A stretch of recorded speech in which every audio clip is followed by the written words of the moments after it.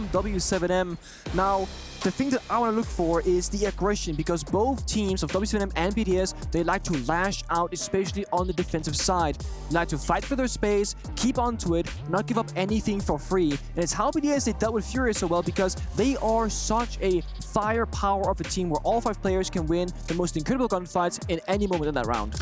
Well, the moment has arrived, and haven't we been waiting? It is this best of 5 to see whether or not BDS can make it 3 grand final wins in a row on this soil in Riyadh, or can w7m as an organization find another grand final victory in 2024? Clubhouse, first map up. It was picked by BDS. Expectations, not only I think coming into the grand final, is for them to be favored, but certainly starting on this particular map. In saying that, they will be attacking first up. Very quickly, gentlemen, before we do get underway, I want quick predictions. Pengu, who have you got? I'm gonna go BDS 3-1.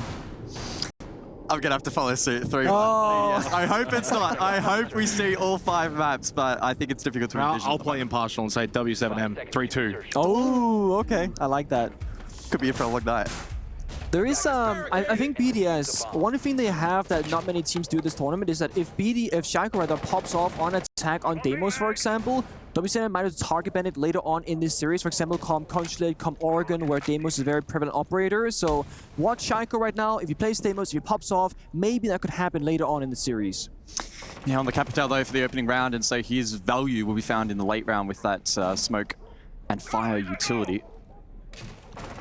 Some aggression early on here. Over towards blue as Solotov takes ground in garage. He's on the buck though this round, and so he'll likely want to reposition for vertical play. But this is quite the aggressive roam and quite the opening pick. It is the big man of Shaco, the first to fall. I like this quite a lot, actually. When you play in the grand finals, those first couple rounds, you know, you get comfortable, you feel things out. I like that w7m they're showing aggression and confidence already, because if they play pass on the bomb side, that's a bad start for them. We missed him. Oh! Shot through the wall, and Totus has found a second kill in quick succession, taking out Shaco and Solotov. 2-player advantage on for w7m. Beginning in this opening round of the grand final, it is defense Clubhouse. Expectations do need to be tempered, but it's the way in which they've done well in this round on the roam game. There is one back though. It's Users who does eventually take down the roamer. Yeah, that's going to fall back right there from w7m. They got their first 2 picks, lost one play, now fall back to bomb side as much as possible here. Play the 4 versus 3. Club, more often than not, comes down to that 5v5, 4v4 on bombs that execute. So when defenders get a pick or 2 early on, that's going to bolster their win percentage so much more, and it makes all the sense here. They're going to fall back, let BDS work the map first. Hatches though can be worked here by BDS. They have double hard bridge still up.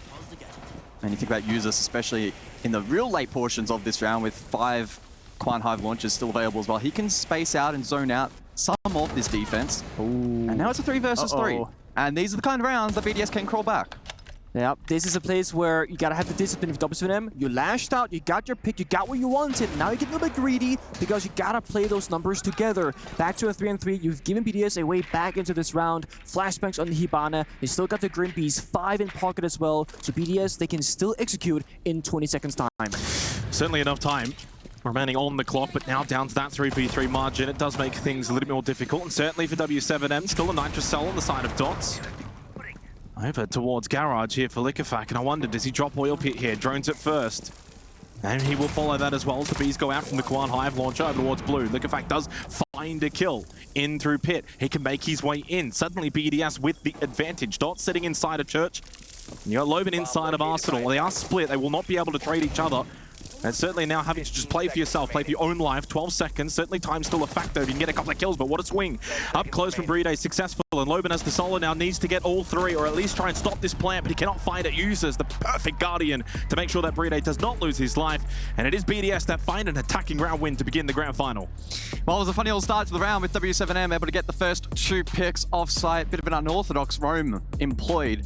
But then the ruthless BDS in response did not put a foot wrong. Here is that replay package of the 2 picks off site. The BDS able to refocus, isolate fights, and then utilize their utility really, really nicely to continue to chip away at that defense. While it was BDS finding those picks, I gotta say w7m, they almost gave it to them, exposing themselves to like long lines of sight, not holding crossfires, not utilizing anything near the site itself. They had deployed with shields, they had default cameras, nothing was really utilized whatsoever, and this is a scary point. If you let BDS roam around the map with enough space, or even on the bomb site itself on the attacking side, they will always find a way. They're so good at rotating. Leaky Fact, dropping down from garage into pit, finds a pick. And then you're thinking, okay, it's gonna be a blue push most likely. No, joke's on you. Double motor drop into church bomb site, just pushing that mini bomb player, and that was it. So w7m, they had no idea what was happening, likely due to the fact that Valkyrie was banned, no real intel.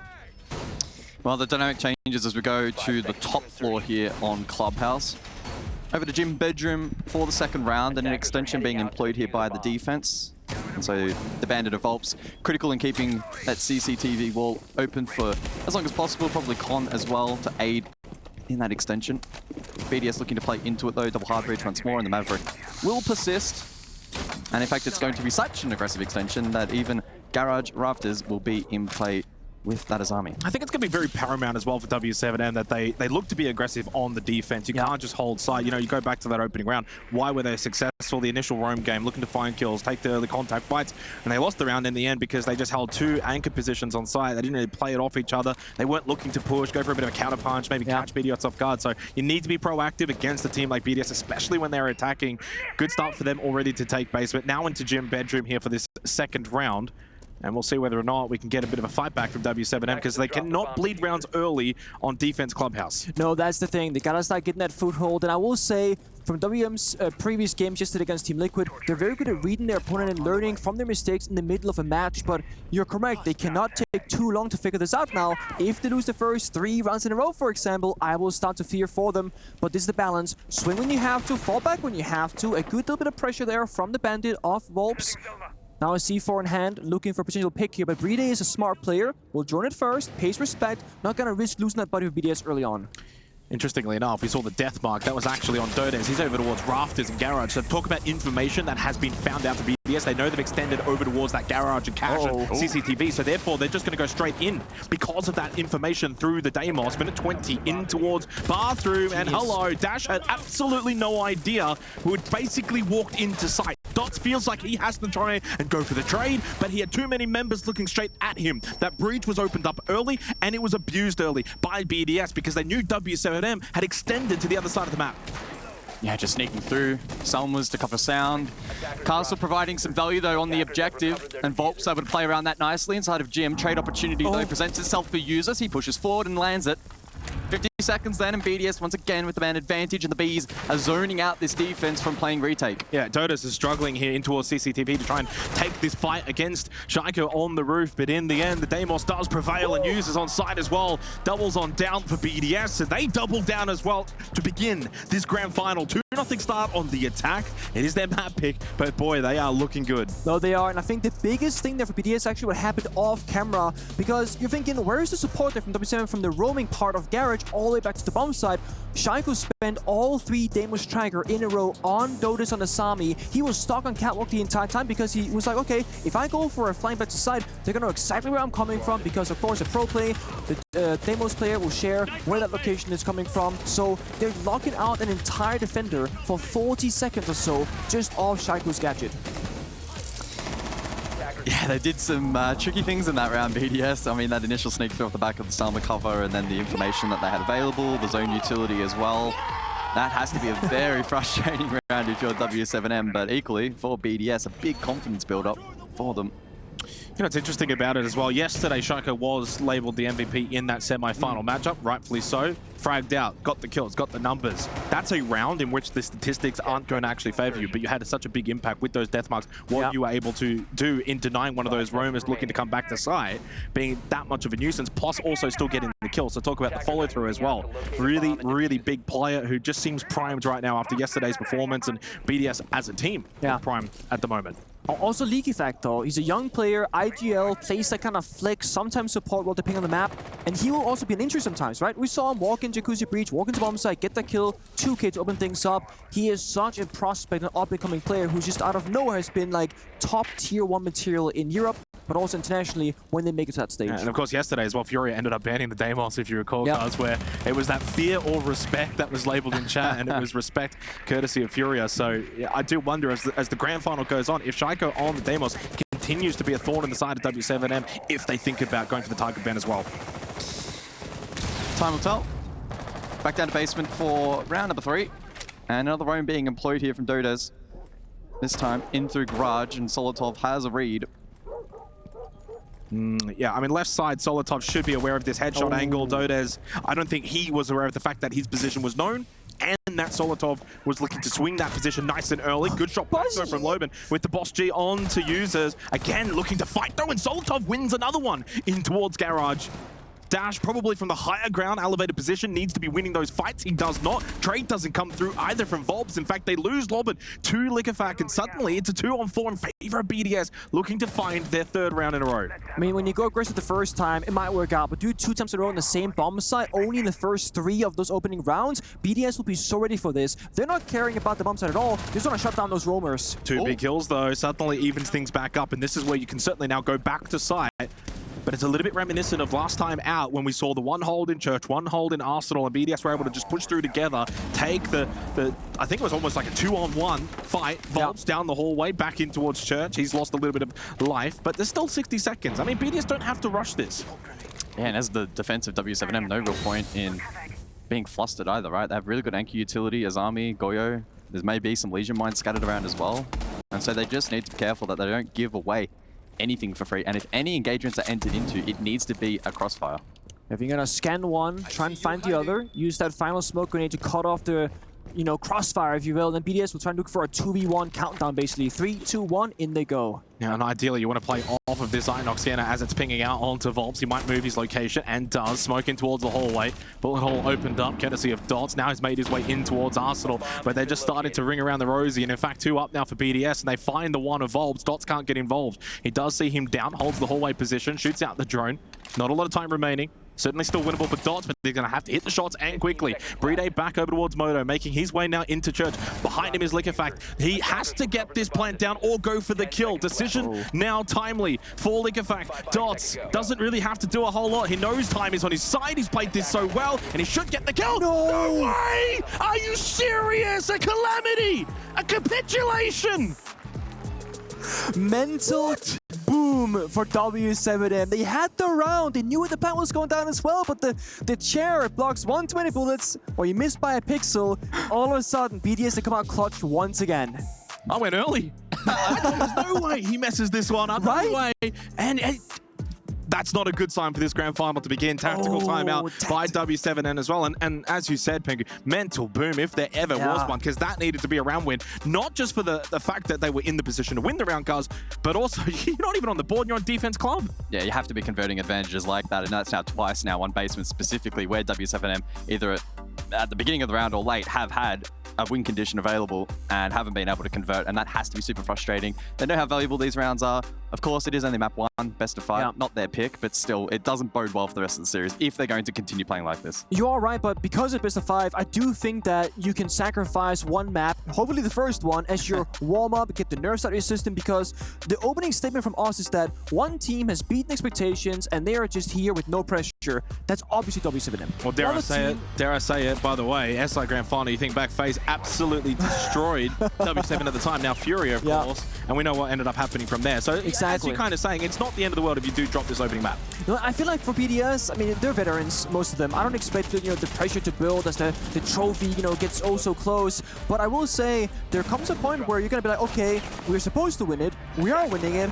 Oh boy, now I'm a little bit nervous. It can happen. Wow. So w7m, they can still get their mental back in this, but it has to happen sooner rather than later. And it goes both ways. We think about, like we say, mental boom for the team that just got defeated in a manner like that. But talk about, I mean, for BDS, the hype up moment there, you saw it with Liquefact and being able to get the plant, then get the kill in such a very short window. And you have to be so precise, because if he doesn't hit that shot, he's dead. We saw it from the POV of Dots. So ultimately, for w7m, not the start to the grand final they would like on Clubhouse defense. It goes without saying. But there is still a lot of time. It's still a big grand final. It is still a best of 5. And honestly, there's still everyone which you win the next 3 rounds. Who knows, put some pressure back on. I've seen this setup before, but it's been a couple of years. TSM Grand Finals against Empire at SI, where they sacrificed Geo, now Lob in this case, inside a strip club, just completely alone. But the difference is, Empire back then didn't know that they had to deal with the castle first, went for a normal roam clear, then castle became a flanker. BDS are so snappy here. They see the roam, they cleared, one damage trigger, boom. This entire strat has fallen apart from w7m already. Wow. Wow, look at That's so free. He gets the free kill onto Loban. Yeah, there was no Deimos back then. I was going to say. No, there was no I mean, you had Jackal, right? But yeah, Deimos makes it that global thing very quickly. You don't need to get in the building first, but again, like, the thing is, BDS went from French-speaking team to English-speaking team, and despite that, their communication, their strats, and their teamwork is oh so strong still. Well, opportunity goes begging there for Volps on the vote. Down through that gym hatch.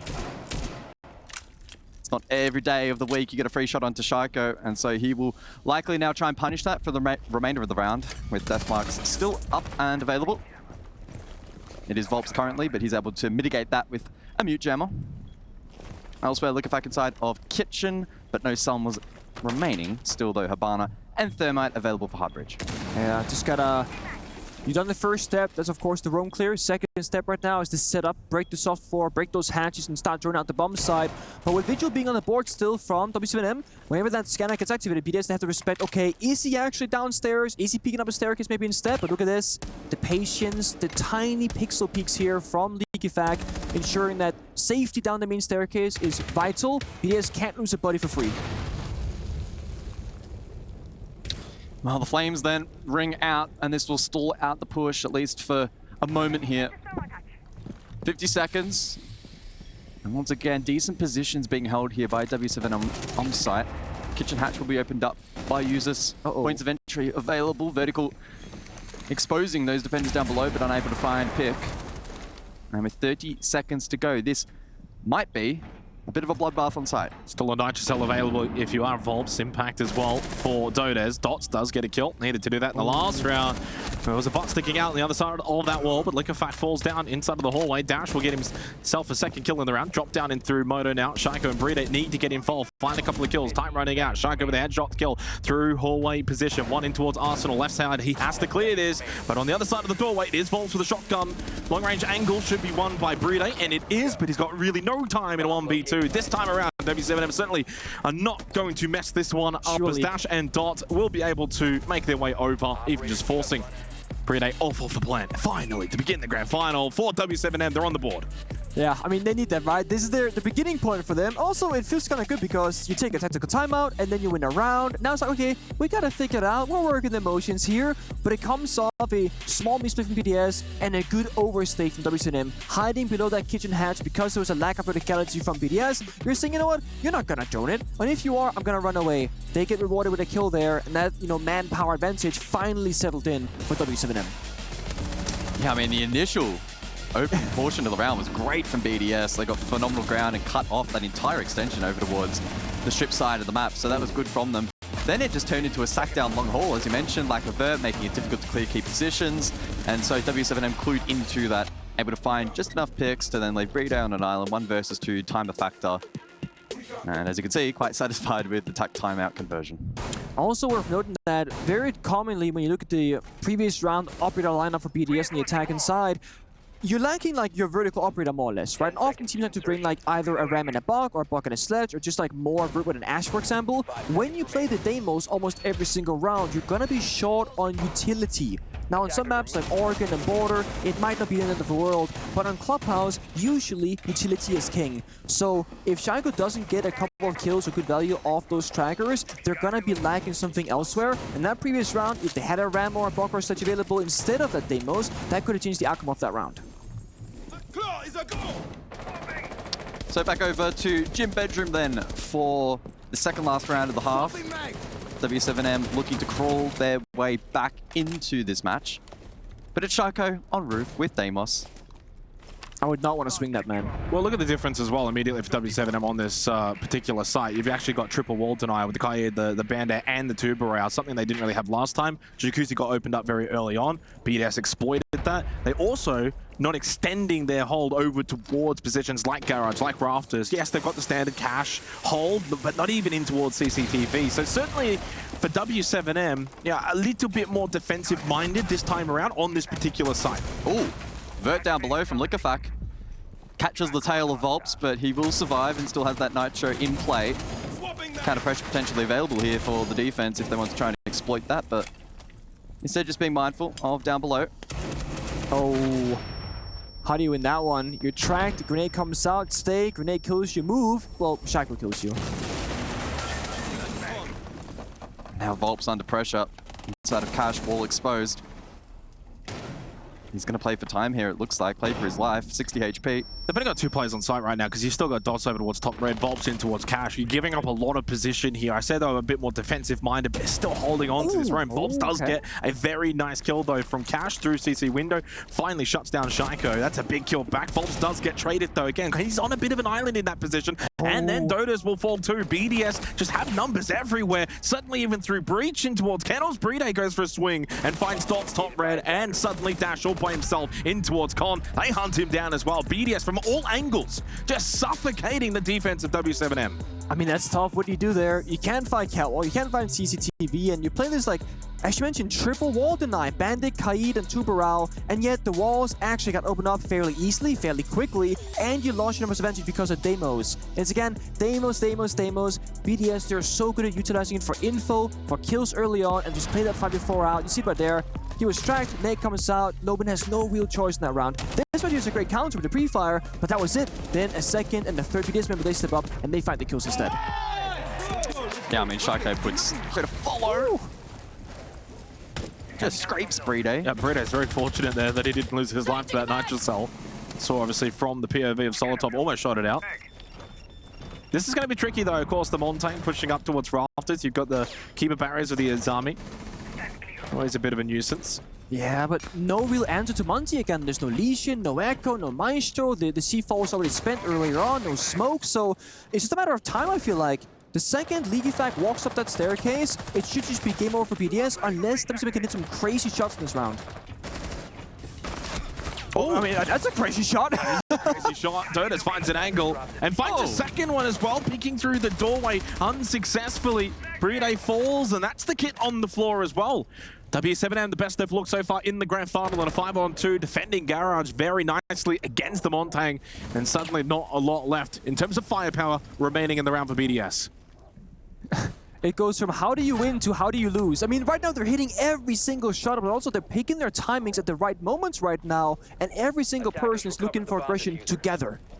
I do wonder, though, how much of it is just simply down to the operator choices there from BDS, as that was absolutely clean from w7m. A bit of a change-up, a bit of a shift-up, right? A bit slower. You bring the Montaigne, you drop the Deimos, lo and behold, you lose the round. I do wonder if that's just a coincidence or not. I liked it, though. I mean, from the top-down perspective, right, as colors, I was like, they're gonna walk Monty up, the breach opened up, 2 defenders already low on HP, Vigil roaming inside a strip across the map doesn't matter. There is no real way to lose unless this right there happens.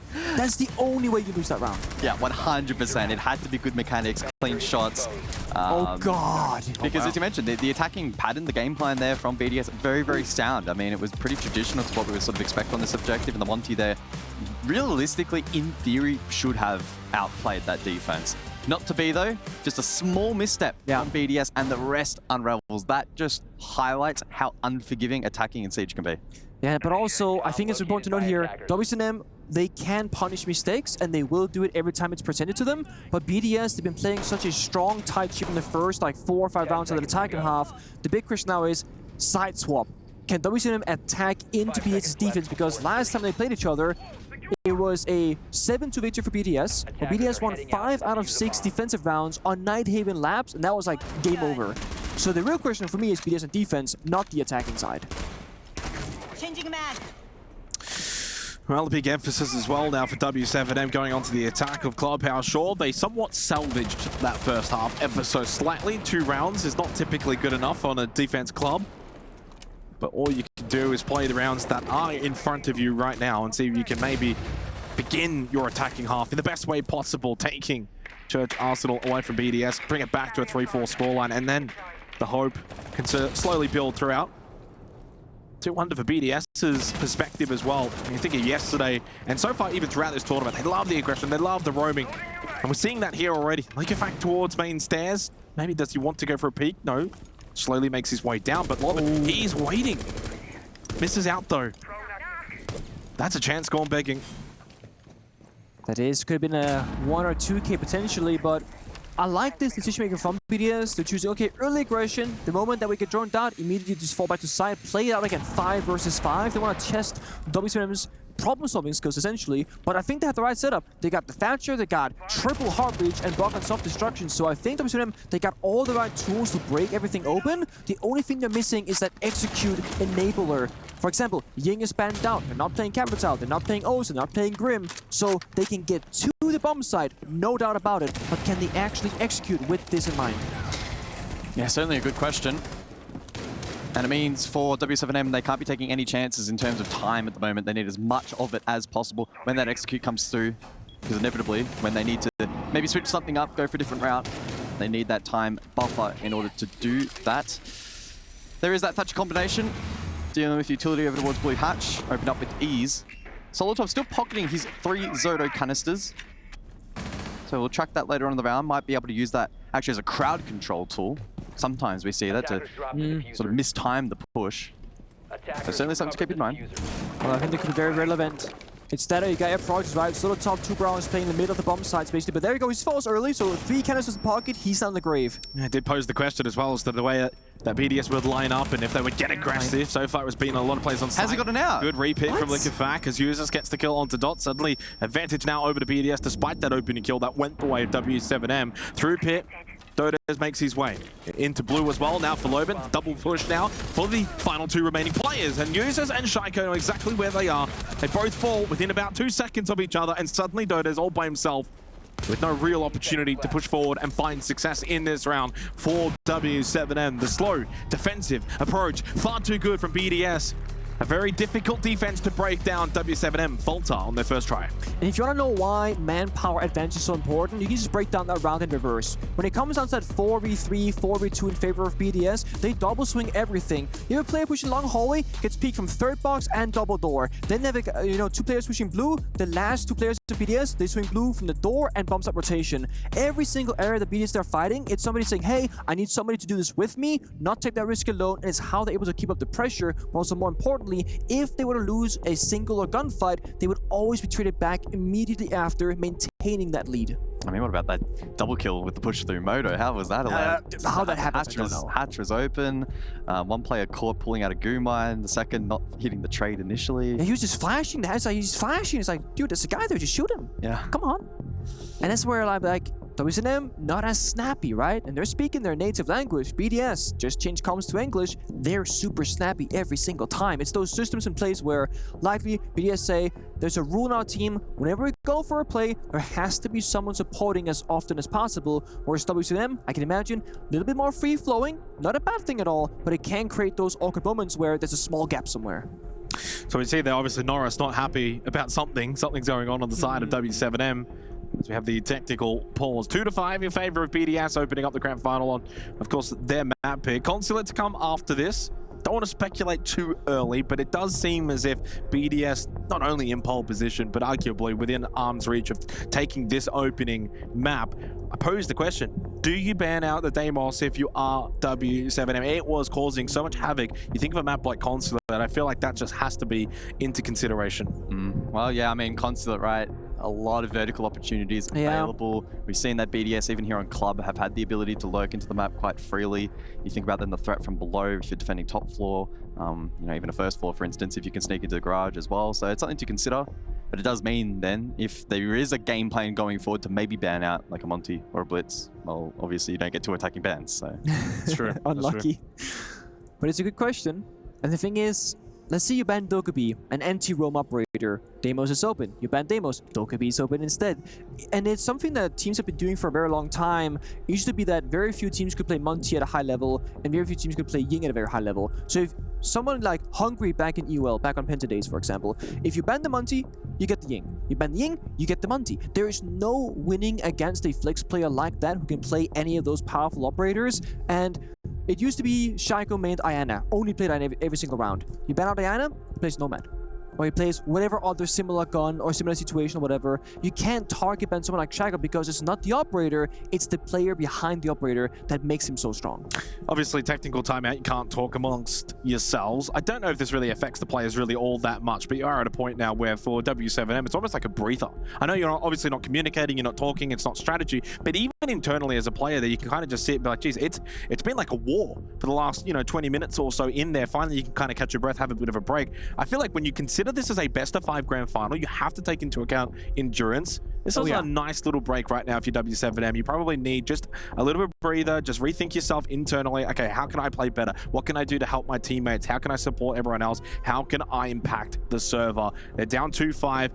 We never want to say this game's over. Sure, they're not in a good spot. But if you take it one round at a time, you get a couple of kills, you get a couple of round wins, suddenly that snowball really can build up quickly. So we'll see if they can do anything off the back of this technical pause. Obviously, we can't hear the player comments, but one thing that I can say as a former player myself is what w7m need more than anything else is one individual or multiple people to step up and be not a positive pillar, but a support pillar, saying, guys, we got this, don't worry about it. Hey, we're gonna try this strat, gonna try and go this for this push. Something fails, you go, you know what, guys, that's on me, my bad, don't even worry about it. I messed that up. Because if it becomes a very negative experience, it gets quiet, no one's being creative, no one's coming up with good ideas, and it just kind of spirals from there.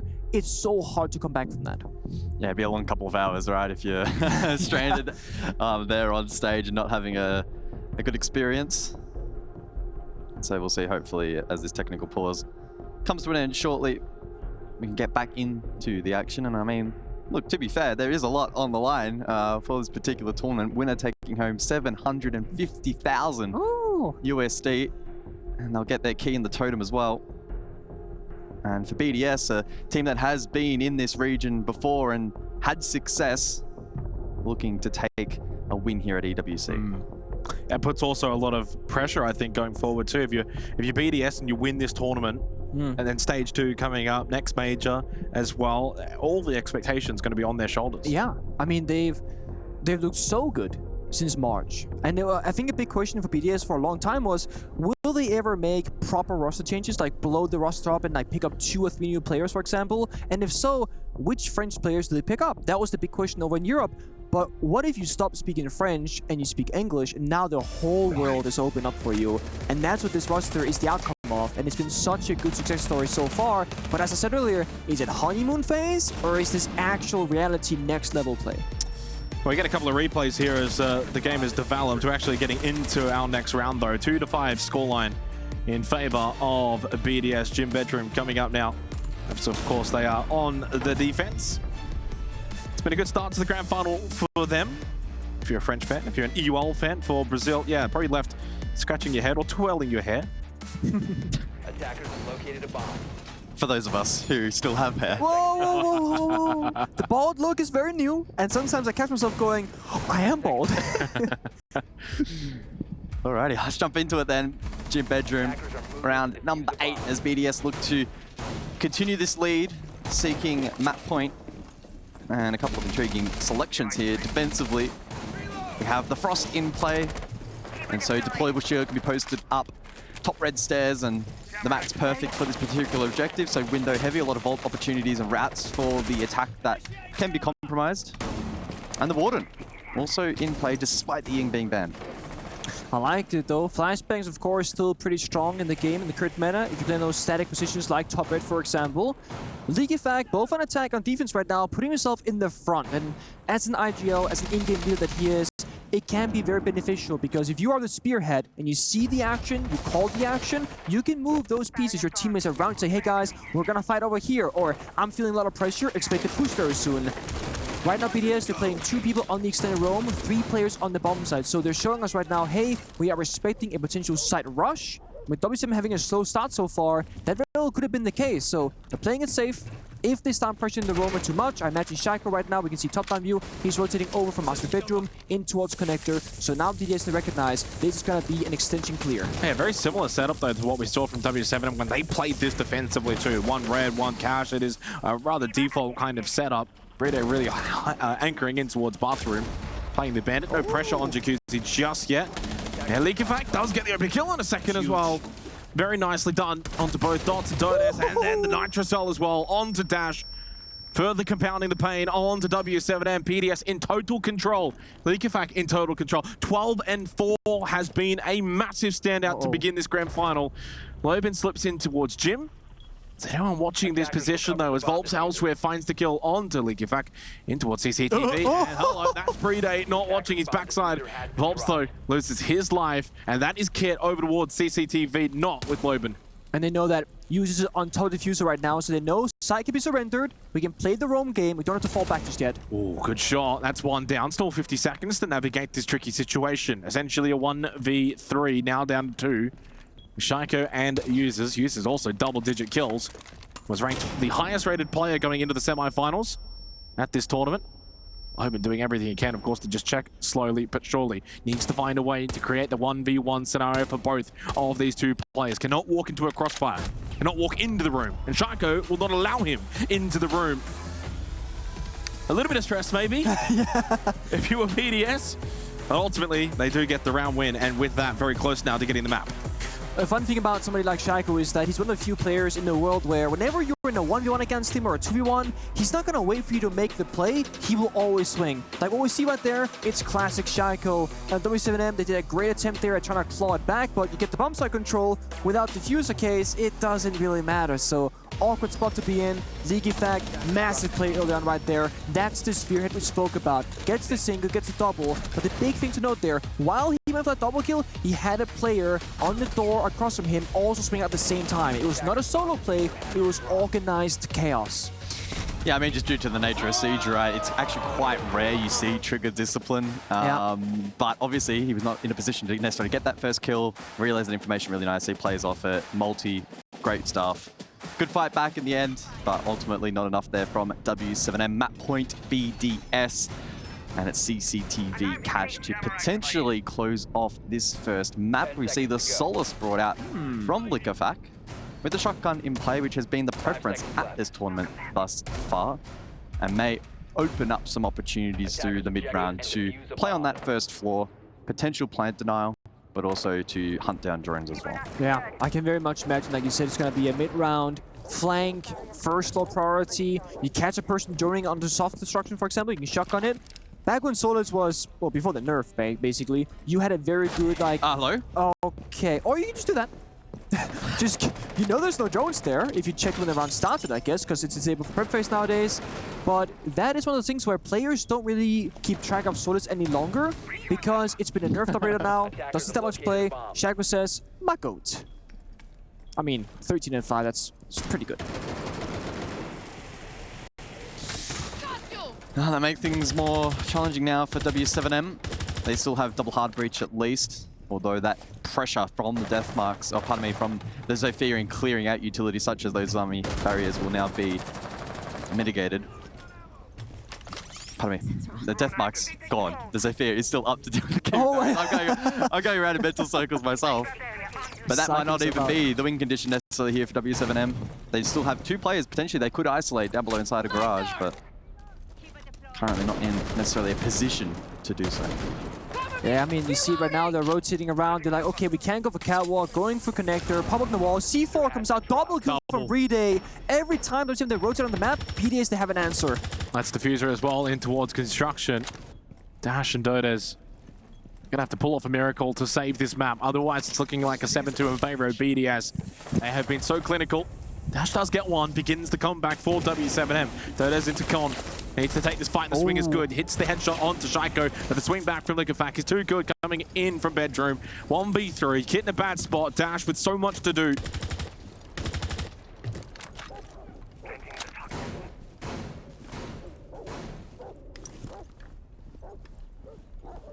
Well, that'll do it. I think we all expected that to probably happen compared to 1v3. I don't think many gave Dash that much of an opportunity. BDS, though, take the opening map of the grand final. Their map pick of Clubhouse secured.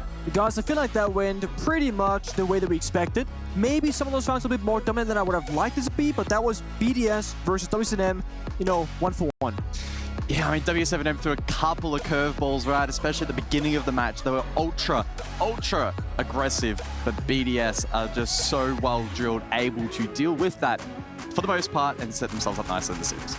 Yeah, wonderful performance from BDS. Liquefac leading the way, 14 kills. Uses another standout performance as well with, I think, 11. So those two really leading from the front. It was, though, a team performance, really, across the board, both especially on attack and defense, but especially on their attack. And that's probably the most damning thing for w7m. It's the fashion in which they lost this map. You can lose a map, yeah, but you lost Clubhouse because you couldn't win defense. That's concerning. Yeah, and that's where I'm very excited about Consulate, the next map, because that's w7m's choice. I expect more from them. I expect more strats, more pocket strats, more of those cheese mechanics, like, for example, the Clash. Try and have more tools to work with, because on Clubhouse, it was very one-dimensional, I think. They didn't change too many things around. It's either aggression, aggression, aggression, or try and turtle, but then not really turtle. I mean, expecting them to kick off Consulate on attack so they can sort of put defense to the back of their minds, at least for now, try to get off to a good start. As you mentioned, bring out some interesting strats that they have been working on in preparation for this series. Nothing to hide at this point. As mentioned, 750k on the line. Yeah, and where to from here? Of course, Consulate will be the next map in the best of 5, selected by w7m. That will be attacking first on it. Must-win situation really coming up for w7m. Otherwise, he's staring down the barrel. We'll go to the studio, get their thoughts here as we begin the grand final. Thank you, guys. And BDS take away their first map pick, their map pick as well. And my oh my, was it an absolutely dominant performance? I know we said this coming into this, and we were like, okay, BDS, they're going to be comfortable in Oregon, they can do it, but they really showed us what they can. Yeah, I guess from the fragging department as well, that was top-notch today. And then I guess the main concern for w7m here lies in the interview. They said, we are the better team than BDS when it comes to teamwork and communication. But that really wasn't to be seen today in various situations on this map. They were having situations for themselves. I want to use round 7 as an example. They created really good advantages for themselves. They got, for example, the opening kill on the Solotov, who was playing as Duero. And then they have the Moto hatch open as well. League of X just walks into Moto, kills the player on main stairs, and there's absolutely nobody there to refrag him, despite their player being on that Moto hatch. Just missing out these kind of like key moments, I guess, in between players. And these key moments add up quite quickly, and at the end of the day, it does result in you losing a map. And I think when we were looking at BDS yesterday, and I feel like that's translated into today's series so far as well, is they are really good at nitpicking these key moments and these small mistakes that their opponents make and just rolling with it and dragging it out and closing out a round. Yeah, I mean, I'm going to be honest with you, BDS yesterday were really dominant against a great team. BDS today have just punished consistent mistakes made by w7m.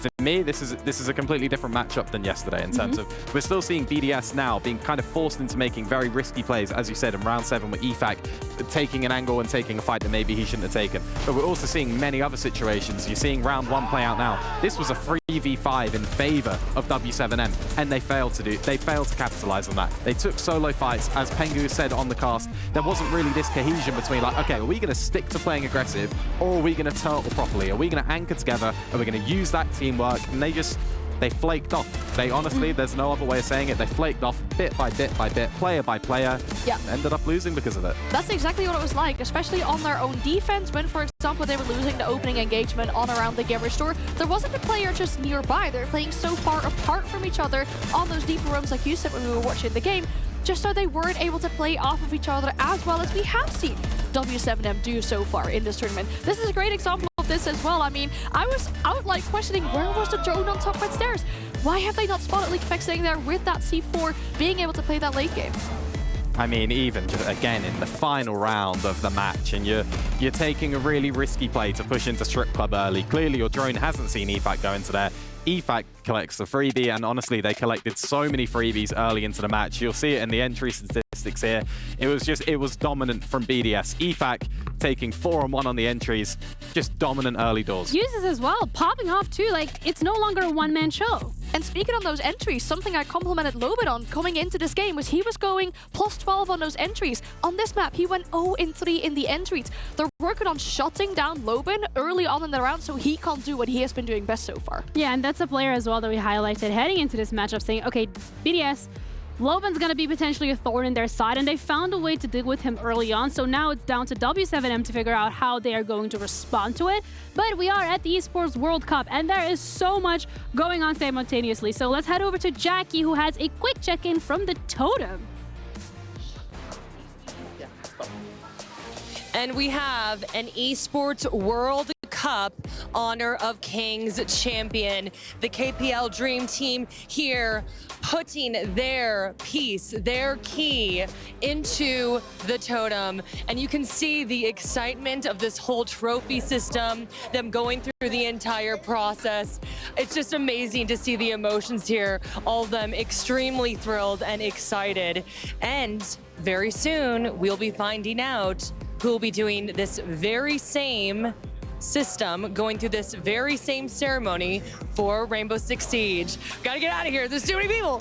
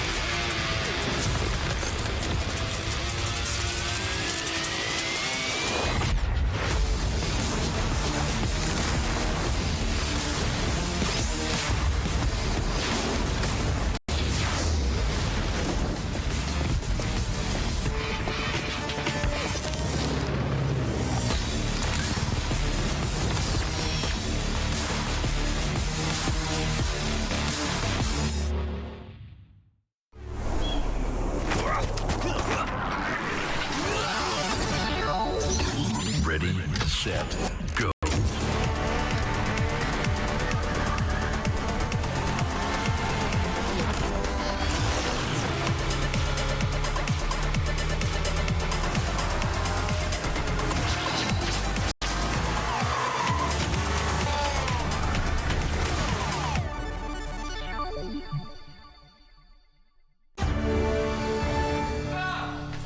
You ever wondered how a Hollywood movie is shot?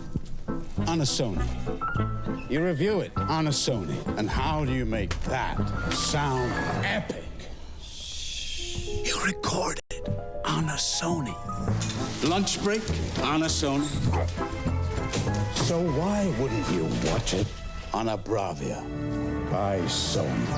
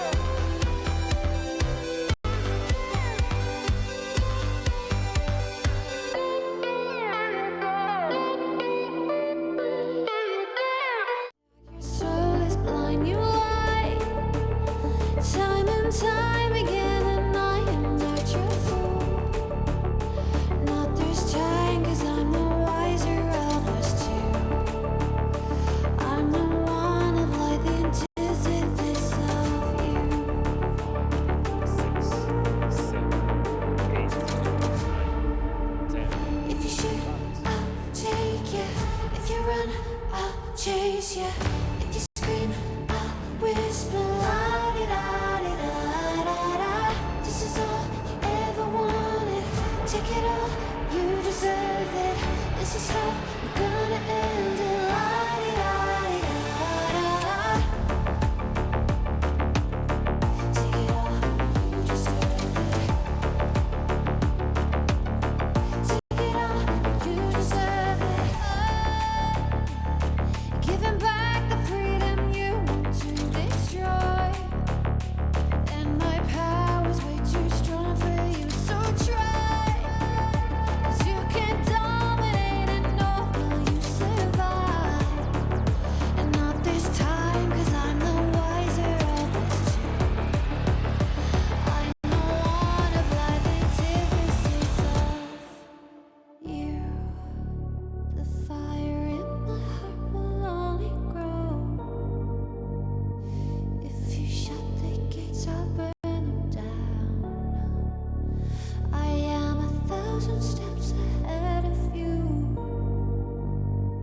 see soon.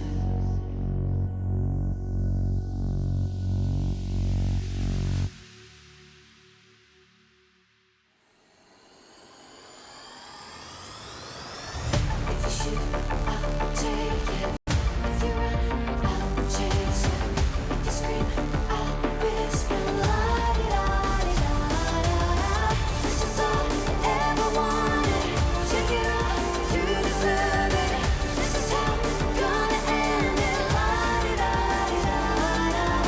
If you shoot, I'll take it. If you run, I'll chase it. If you scream, I'll whisper.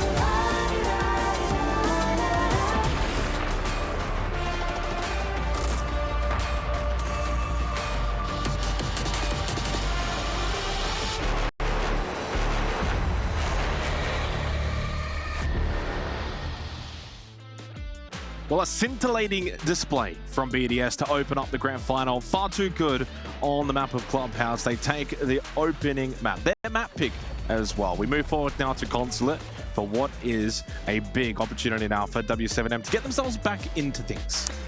I mean, potentially, Nick, it's a must-win map, right? We know how good Oregon is for BDS, the third map in this series. So if w7m are to keep their heads above water, Consulate, essentially, a map they must bank.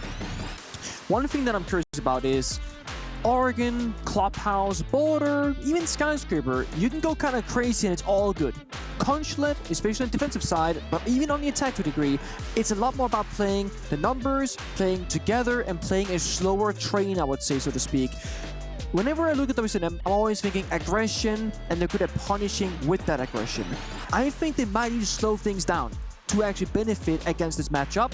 But I'm also worried for them. Are they familiar with slowing down the game that much where you take extra 20 seconds of the early stage of the round, don't lose bodies early, don't lose that opening kill, because as Anne said on the desk, Lobin was an opening kill god throughout this tournament, plus 12 so far.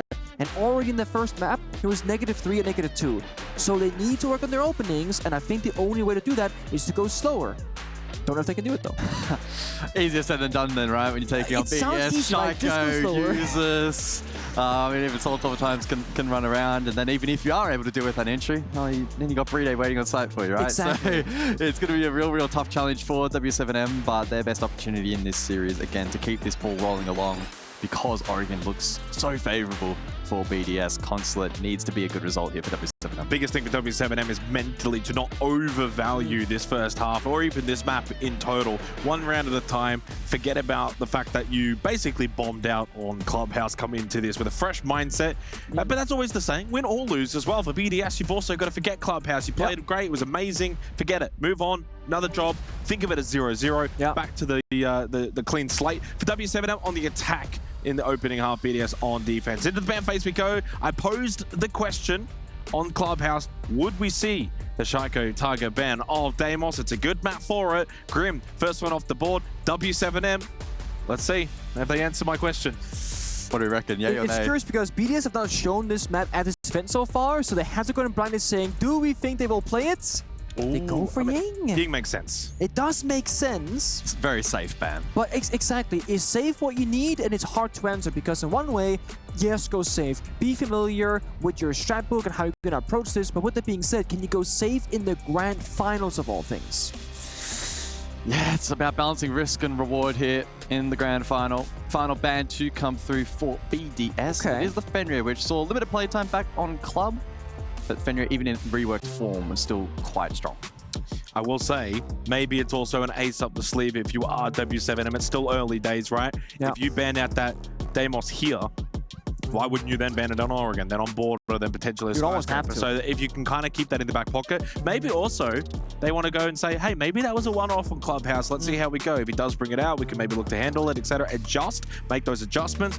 And if it doesn't work out, but you still win the map, then maybe you start to obviously go and ban it in the forthcoming maps. We head to Consulate. Let's see whether or not w7m could, of course, turn the tide. A bit of a shocking start on Clubhouse for BDS. Flawless, realistically. And as they've really been, they were yesterday, the day before, throughout this tournament, very little have they put wrong. I actually like this setup. You guys can't see it just yet, but you in a second. BDS's defending lineup is very much, hey, we're gonna slow down the game for you and make you problem solve every step of the way. The Mute, the Solus, the Turbo, and the Kaid, it's all about denying information, slowing down the game, or making very basic fundamentals of the game very difficult. For example, basement defense Consulate. What's most teams gonna do first? Go downstairs, breach the wall to the outside, and then go to the roam clear. But if you're facing a two-barrel Kaid, that can take a long time. So now for problem-solving situation for w7m, they're playing Maverick, they're playing Monty, they're trying to simplify this. It's a spawn peek, early aggression still. Is that Guz onto Fresh? Oh, That is a very obscure reference. that is obscure, yeah. And it was a different run out, but that's okay. But there's a window jump out, right? That's what you did. Yeah. I did want it for w7m. Direct, open up, put the pressure immediately, then back onto BDS, and then rotate off, go back in towards the map. Pretty much have to clear out these roamers. Haven't brought really a whole lot to actually clear out these roamers, right? No Jackal, no Deimos themselves have been brought in this round. Putting a lot of emphasis on Dodes on the Ash to frag out. Bomb located by Dots up to the roof now, has one shock drone remaining. Like this so far, though, I mean, it looks like they have a plan. It was very quickly, go breach with the Maverick self-destruction, rotate over towards that backside and rooftop and just scout things out. It already looks more promising, I would say, than Clubhouse, just from like the player perspective here. Yeah, I think the round will really come alive, especially for w7m once Volps is able to march forward, gain info. What's the route going to be for him? What's the ultimate goal of the Montang? It looks like it will be positioned for a back hit here for basement. And you think about the long corridors leading in towards the objective. Perfect for the Monty to be able to push forward, relay information, and apply pressure onto that defensive lineup. Still routes elsewhere for lurkers to maybe pinch from the front side as well. That's one way to get to the That's a way. I mean, Commando crawl. But they've slowed things down, right? This is the slowest round so far, and I will say I think this is very beneficial, but there is only one problem here. Because you're going slowly, which you kind of have to, but enemy is playing two-barrel Kaid, that can be problematic rather later on. Don't forget, Solotov on still first floor. Volps gets a freebie though onto Leakenfack. He's just not paying attention apparently, but that Solus can of course disrupt any potential plants, can spot that kit. 50 seconds. They haven't cleared top. They haven't cleared first floor. So something to keep in mind here. Surprising death. Leakenfack was so knowledgeable on Clubhouse, always had the right idea, and there's no pressure on the breach, there's no pressure in Piano for verticality-wise, so they have to go back, so you have to assume that they knew that, but they didn't. And with the Legion in play, time critical here for the attack, and Shiko has repositioned up above Intello's Loban, though, waiting for that rotation. Volts pushes forward, dash to double down from main garage. And with 20 seconds on the clock, a w7m round win surely on the other side. I mean, the only way they win this now is if Solotov can continue to maybe deny plant, but Dots is going to get this down successfully. He does not lose his life, 5-1-2. Really good round from w7m. By the way, Dash was playing main breach a large portion of that round, so there was some pressure there from w7m.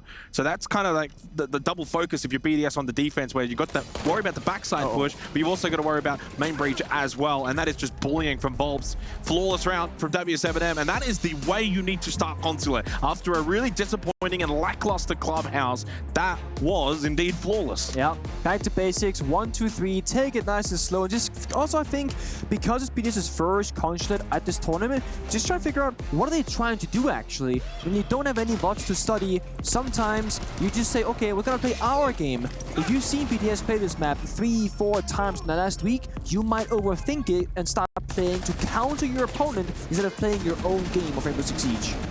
Yeah, really clean round. The pacing really worked in suffocating BDS there. It allowed the Monty to get into playmaking positions. As mentioned, Dash lurking out main breach, had that counter push available to him, or at minimum perceived pressure, and BDS then constricted on site. So really good work from w7m. Really could not have asked for a better response after map 1. Also, I gotta say, a little bit disappointing that BDS, they didn't really fight back, right? I mean, Consulate is like, the bomb side, a little bit similar to Clubhouse, you can't just sit in one corner each and say, okay, we're happy here. You have to fight someone on the map, especially because you noted, Xenox, there was a guy outside the primary breach. If that's the case, you're gonna be pushing from 2 angles. If you know breach is clear, okay, it's a one-dimensional push, we can work with this. To see if BDS can lash out on this second, or maybe next round again, because now, well, w7m for the first time, they're in the lead. Oh no. Well, I was watching that. We were watching that from Shaiko's POV, and I thought, yeah, the owner was going to be correct as Dash was maybe going to lose his life, but only lose half of it and gets the kill. Good start for the second round now to w7m because of that. Oh no. Oh, the EDD though onto Volts. I was going to mention the Capcan selection in this second round now from BDS. Nitrocell, and that's a down onto Dots as well, who gets finished off by said Nitrocell, thrown by Solitov. And just like that, despite the opening kill for w7m, BDS take it back for themselves with a numerical advantage, up 4-3. Still a long way to go in this round, but a chaotic start.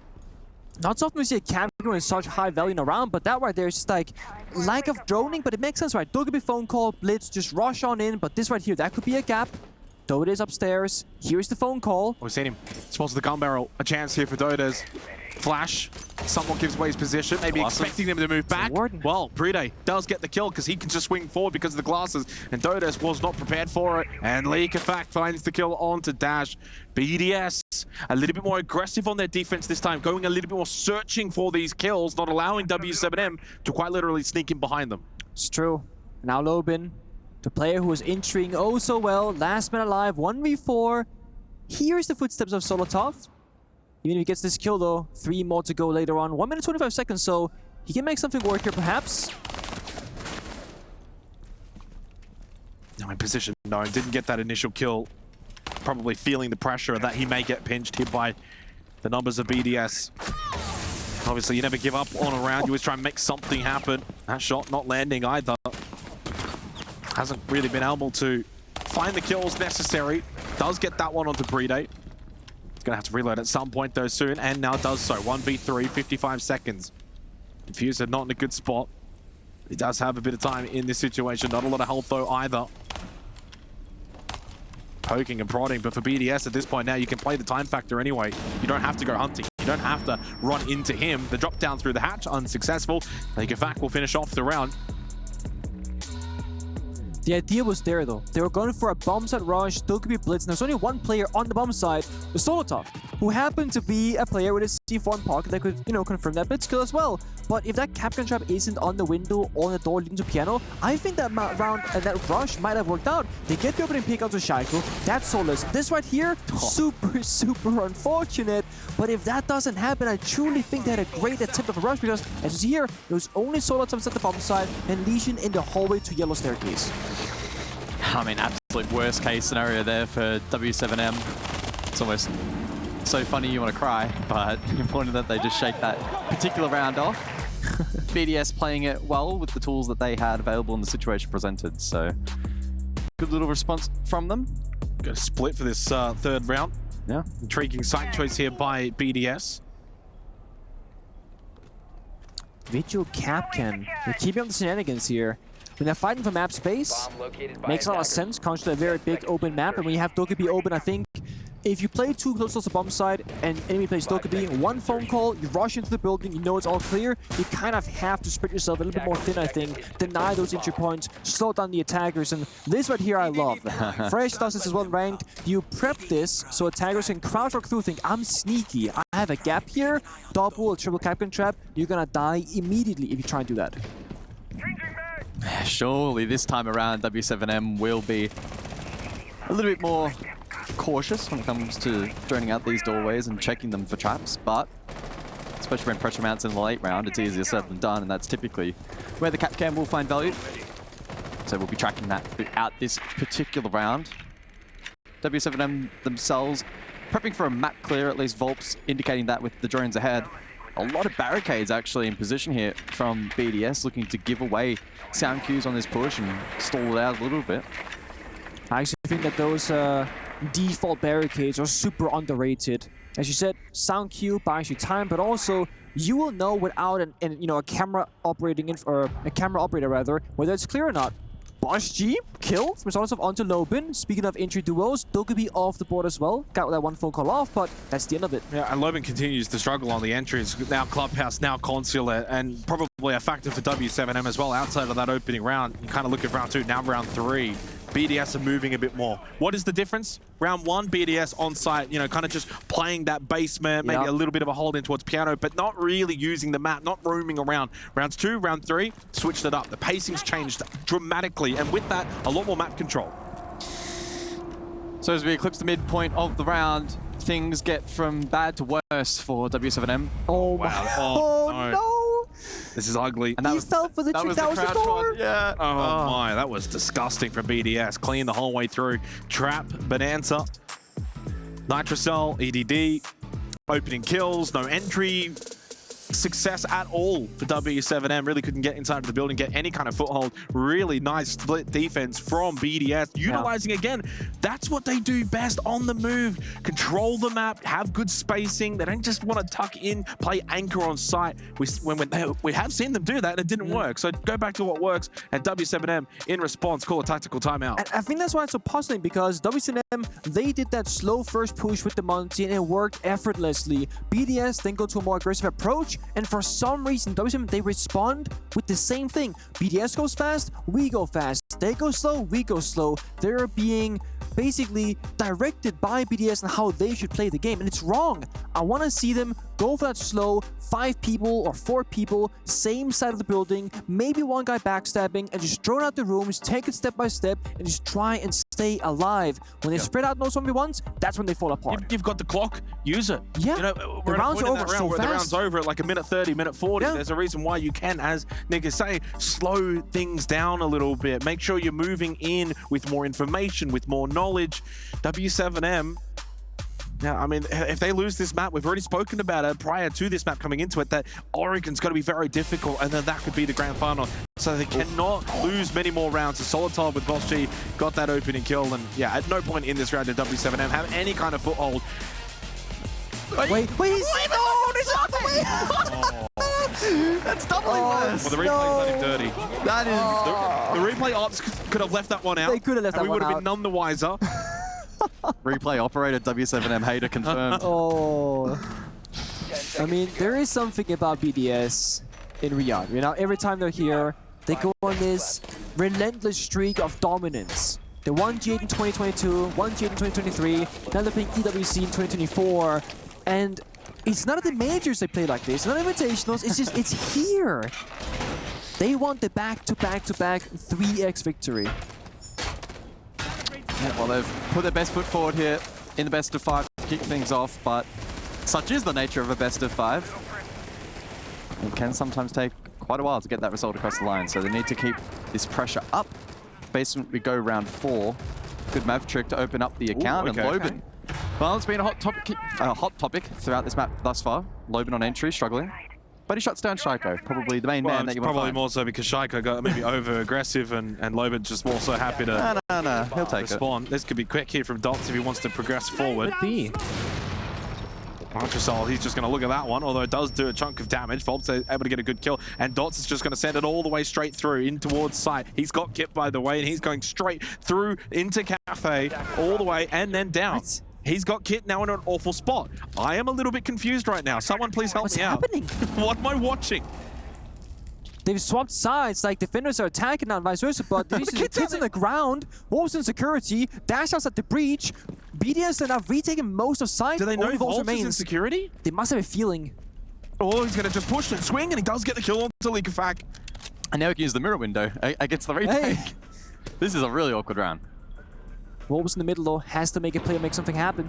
Headshot angle, red ping information. Solitov aware though that he is in a tricky position. Brito making his way back through dungeon to help out. Flashbang, can't avoid that one. Full wide, but he makes his way back behind the pillar. Oh, headshot as well!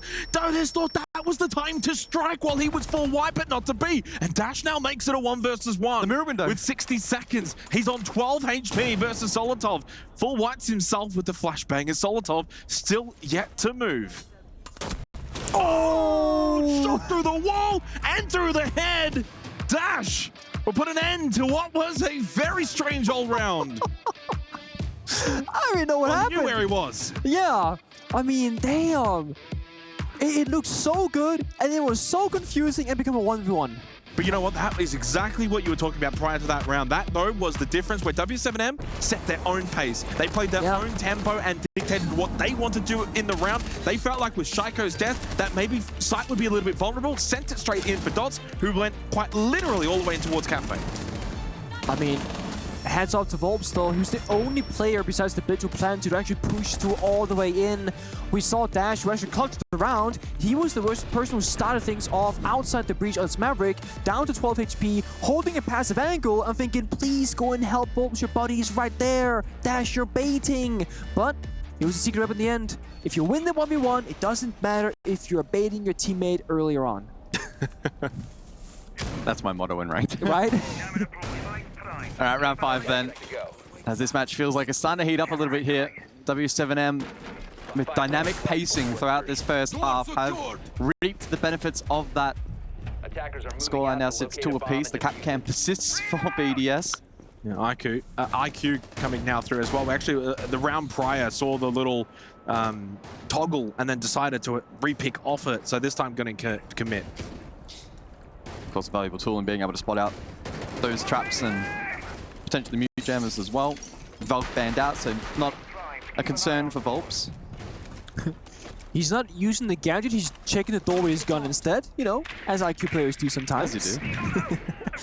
But I think I like this again. The Monty, the IQ, the Nomad, I mean, just the operators alone say that this is going to be a slow round. And I think, as we said earlier, that's what we want to see from them. The question is, how slow is it going to be? Because they're holding window jump outs, and they don't even know yet. Now they do. Leakyfag is inside of admin. They're thinking, okay, they've been spawn peeking, jumping out, running out every single round. And now they're paying that respect, saying, if you go for it, we'll get a free kill, just like previously.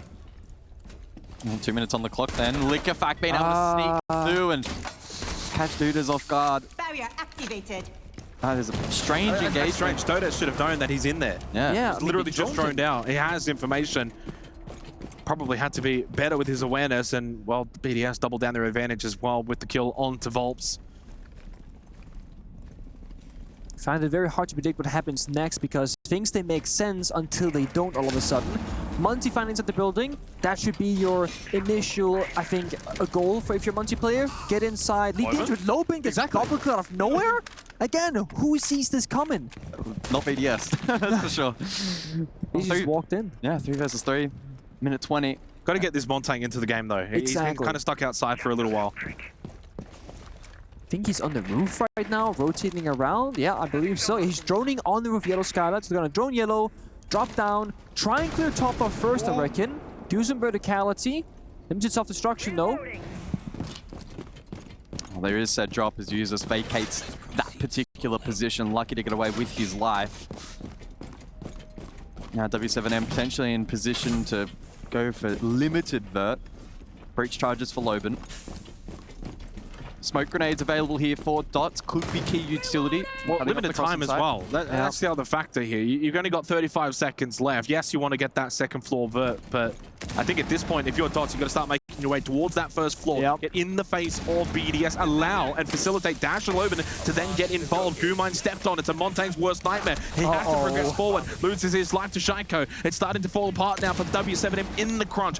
In the on-site execution, this is where they've been a little bit lackluster. Dash, gas babe in front, obscures the vision ever so slightly. 10 seconds left. Player prone, bottom left. That's Shaiko. That's users as well elsewhere.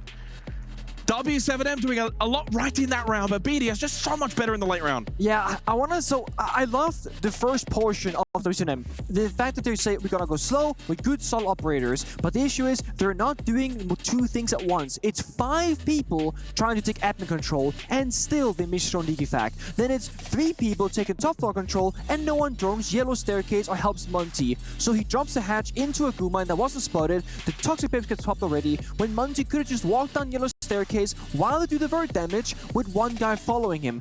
They're unable to multitask right now, it feels like, and because of that, they're being way too slow, and they're not getting any map control really. The only play that happened was Loben with that 2K, Dodge drops his Monty that we see, and then he's trying to double drop the hatch.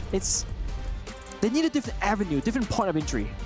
Should mention as well, this so far throughout the tournament been the second best attacker map at the tournament, 44%. So the only map that has had better success is Chalet. Probably no surprise there, but it does mean for W7M, 3 rounds I think is absolutely necessary. Otherwise they're going to be behind the 8 ball. 5 seconds remaining. Well, they sense that.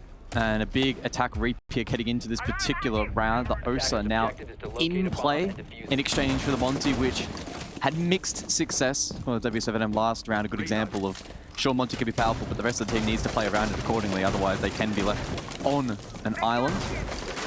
BDS themselves will bring out the Pulse for the split site.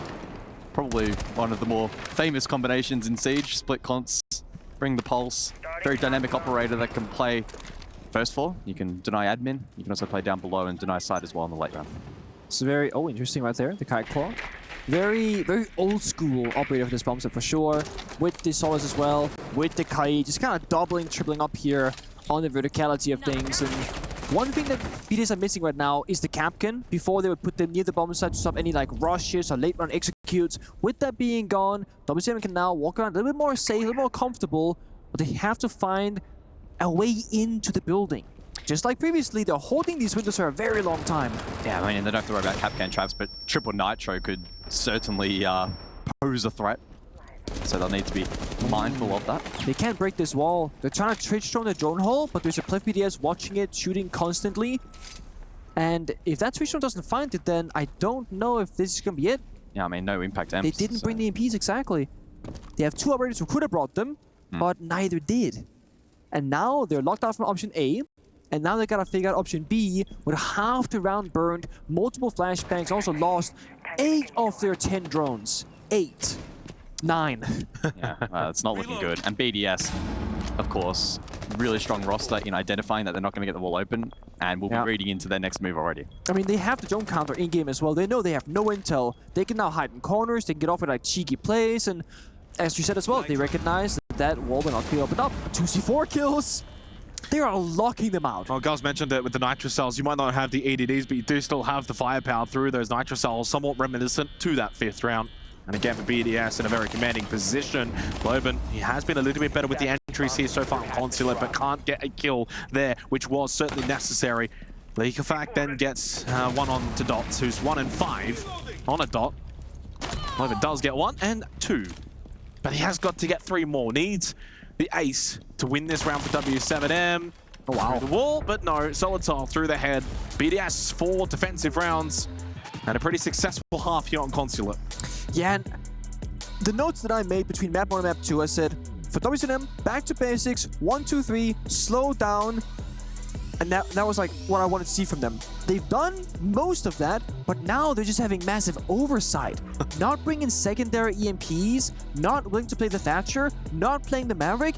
They can't breach the wall. And you saw there are 4 attackers outside saying, we need this wall open, that's our point of entry, and they don't bring the right tools? That's either pressure, massive oversight, or the IGL getting very confused. Yeah, and straight away they tried to pivot, as a good team would, but BDS ready, Nitro Cells lined up expecting to pivot above. It doesn't really get too much easier than that for a defensive team. So good way for BDS, and unfortunately for w7m, as you sort of posed, Jake, they needed a 3-3 half at minimum. Statistically, at this event, that has been what the benchmark is. So they haven't been able to meet that. Hopefully defensively they've been cooking something up, because this, to be fair, and I mean not to be too harsh, could be a tournament-defining second half, right? You don't win this map, Oregon doesn't look too much better for w7m. Straight away onto the Deimos is Shiko, wasting absolutely no time. He's like, all right, let's have some fun. I am very curious to see how successful he will be on that operator here for Consulate. BDS onto the attack now. Bring the Striker as well, along with the Doc. So some real firepower in this attacking lineup for BDS, along with some util clear if you are obviously with those Roteros, and then you got the hard breach for w7m, putting a bit of faith into those frost mats. Got the water, the smoke, the vigil. What can Loban do? Certainly has been better. I feel like Loban has been a bit more of a standout on his team.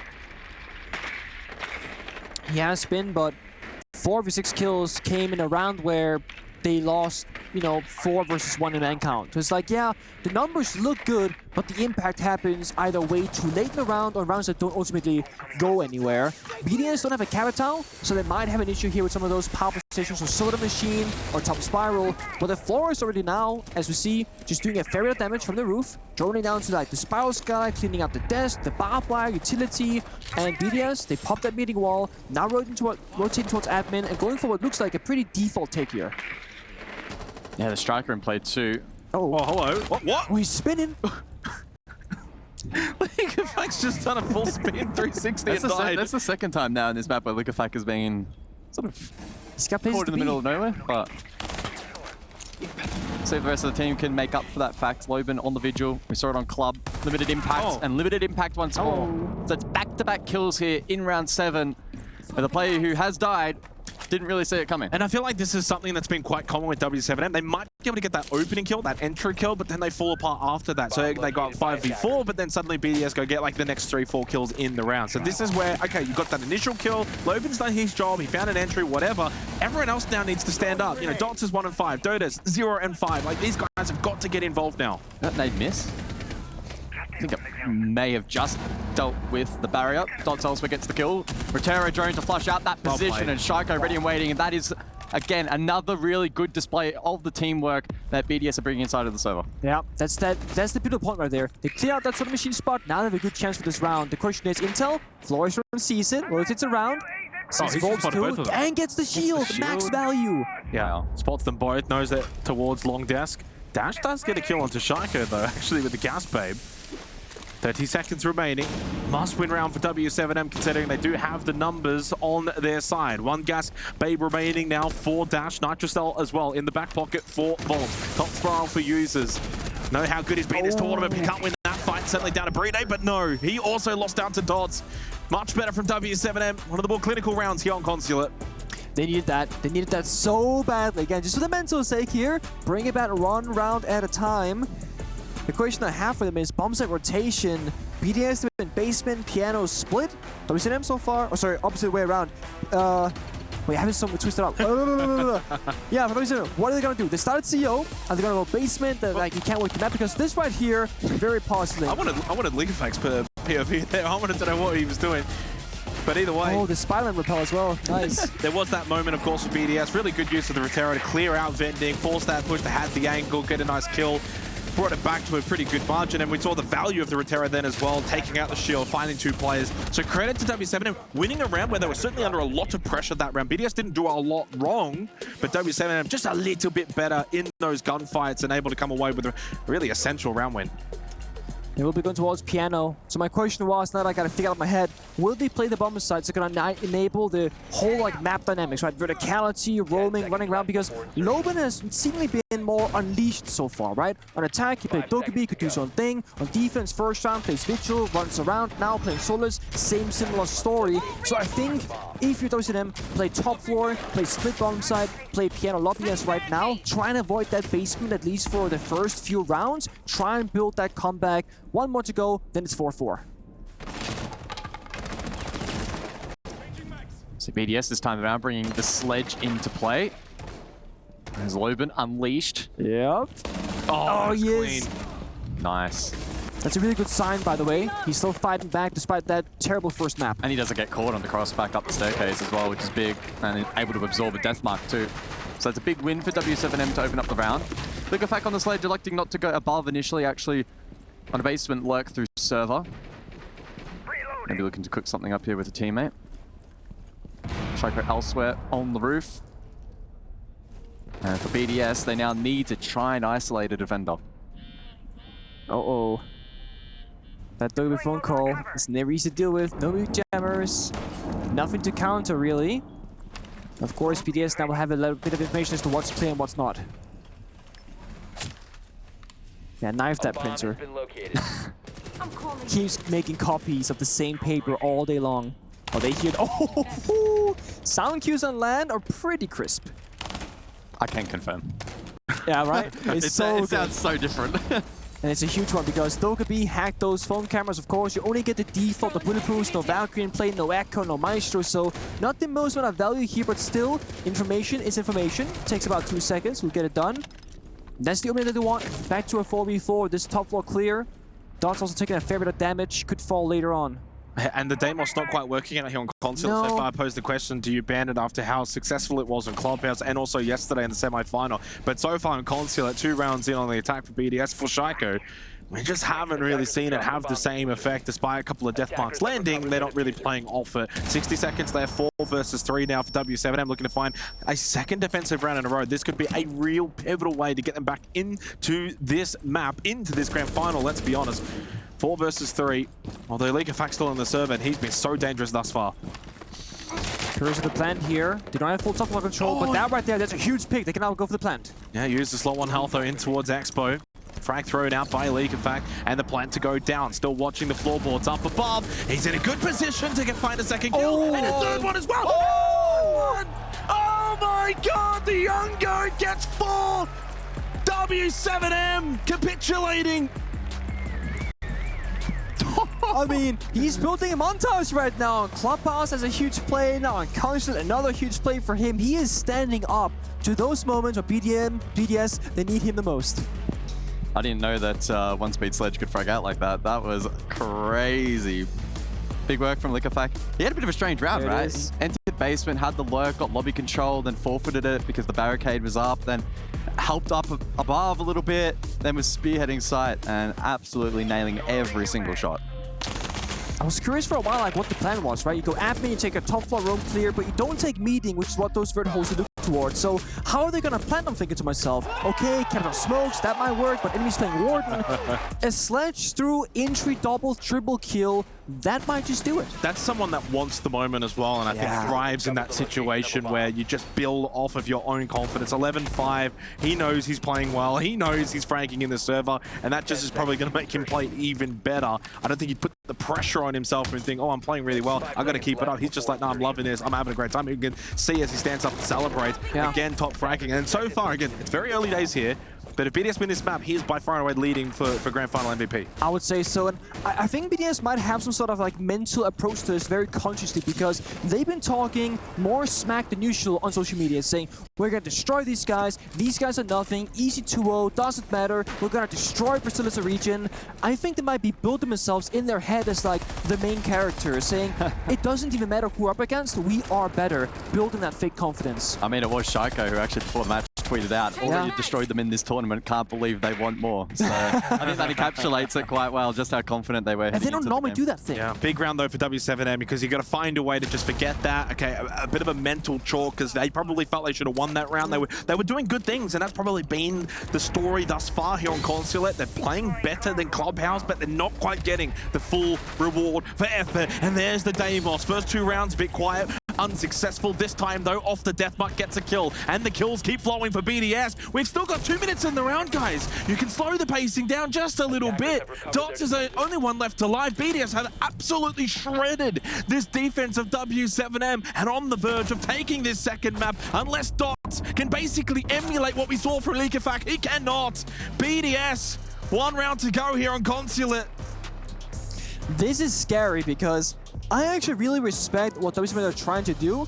They go back to the same bomb site 2 times in a row. Typically when that happens, it's because like something very small went the wrong way. What worse thing could it be, hello Deimos, than a Liquefact huge clutch? But then BDS, they have to counter.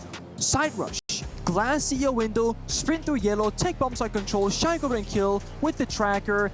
And it's like, okay, same bombs 2 times in a row, but you weren't ready for a different kind of take. They were expecting BDS to do the same thing, but a little bit better. Not for BDS to do an entirely different scenario. Well, here is a look back at that replay package, and it was Shaiko on the drop, able to find that pick. In fact, there were quite a few from up above on the side of BDS, cutting off those rotations. Then Dots left on an island. Top floor control once more, and the vertical presence from BDS in that round, very, very sound. They switched it up. They threw something new with w7m. We couldn't step up to the mark. Now trailing by 3 rounds to push OT.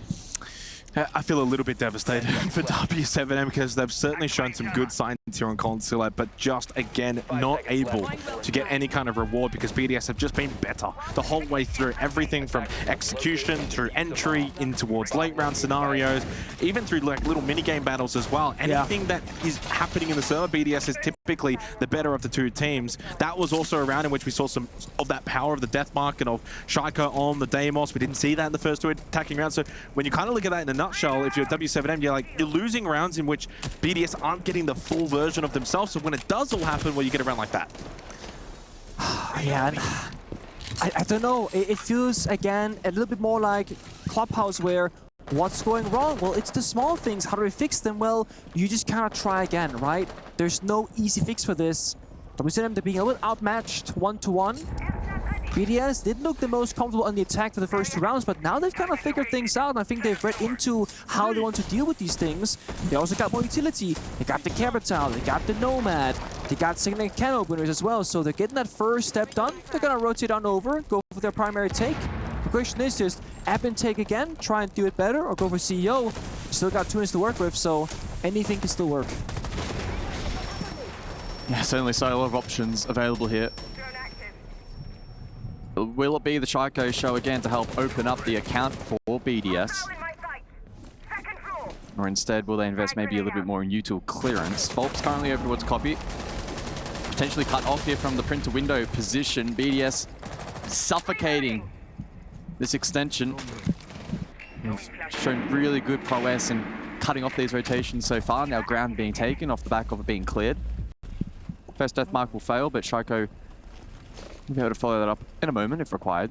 It's pretty smart. Mute plus Vigil means that you probably can't spot or track all that many characters. So all you gotta do is put a jammer in the most likely playable position for the defense, and then the tracker won't work at all. Same with Flores drones here. If you find the jammer, it's gonna disable it. But that shield, again, it's way too free 2 times in a row. Yeah, they've been heavily relying on that shield outside of the vending position as well, so it's going to be tough. Vending not being held, Capital in play anyway if it was. Late rotation cut off, that was not the play. No, here comes the swing. Flashbang on in. League Effect goes downstairs instead, actually. Must have a camp down, relaying information. There's no one there. Dots hasn't moved for a little while now. His hope is that he hasn't been droned down, that there might be a bit of a lackadaisical push, and that indeed was the case from Solitov. Probably feeling that because they cleared long deaths, maybe there wouldn't be a player top spiral.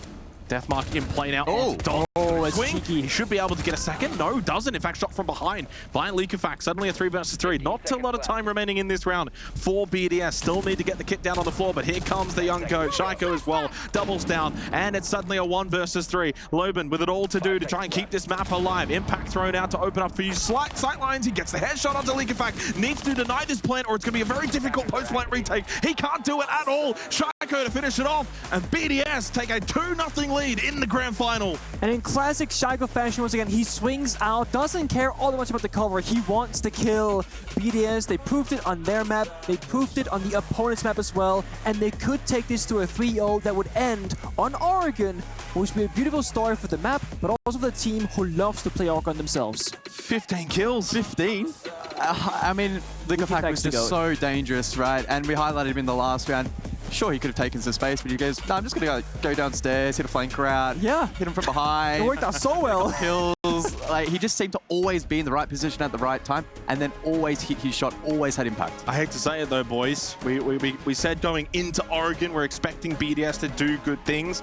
I am anticipating that will remain true, especially of what we have already seen on Clubhouse, on Consulate. That was the map pick of w7m. And again, somewhat similar to Clubhouse, got made to look a bit silly. That was all too easy and somewhat reminiscent of the group stage, again, where they won 7-2. We are seeing that once again here in the grand final. BDS, it's going to take something very, very special now from w7m.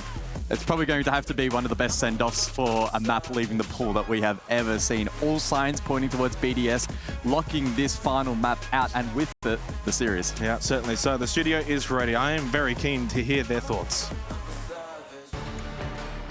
We are ready indeed. Thank you so much, guys. That was another action-packed map, but very much action-packed from one side of the competition.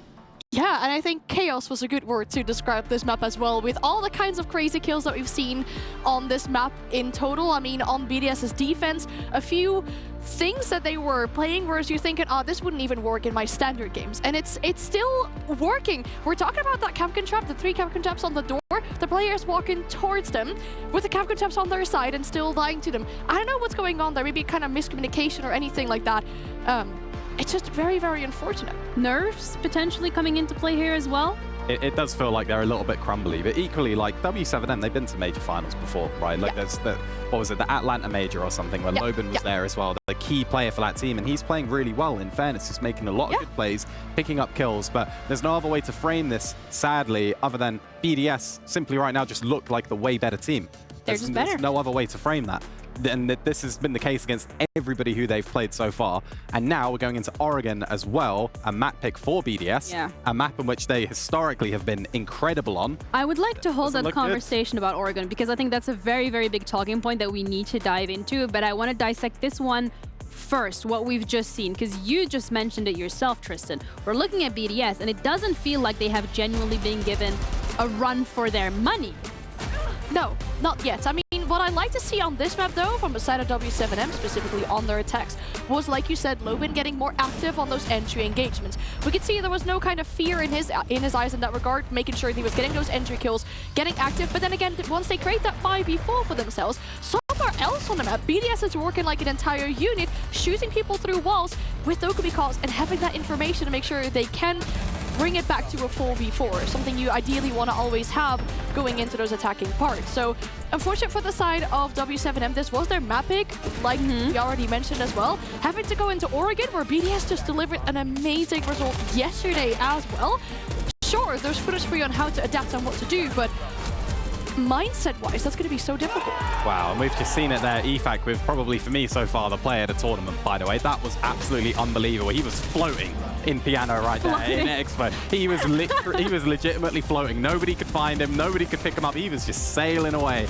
And it's honestly, it's not through want of trying by w7m either. What I'm liking from them is that they're not afraid to do a direct attack. They're not afraid to do a clear. They're not afraid to take the shields. They're not afraid to take the fight to BDS. Ultimately, they're just losing out on it right now. You're just losing out to a better team. It's not as though they're doing the same thing over and over and over again and it isn't working. We could maybe critique them for that on Clubhouse early on their defense, where they were peaking super early, losing the entry fights, Lobin not really getting himself involved in the entries, which, as you can see right now, he has done again.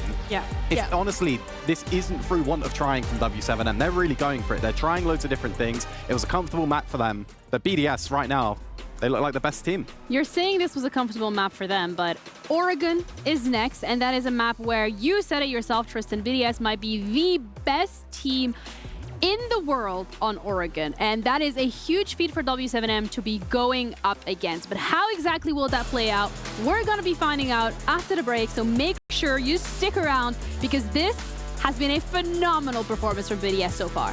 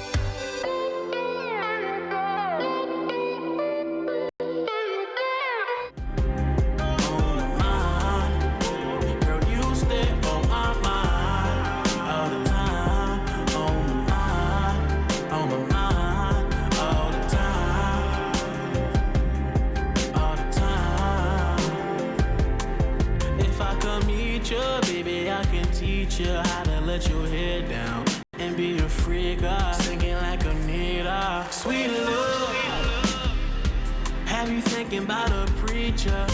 Also how I need her. Girl, we can kick it. Have you ever had Chinese after 9 on a Friday? It gets so different. Cuddled up tight, perfect like a fitted. Arm around me, then you pick your head up for me to kiss it. You stay on my mental, you keep me sharp like a pencil.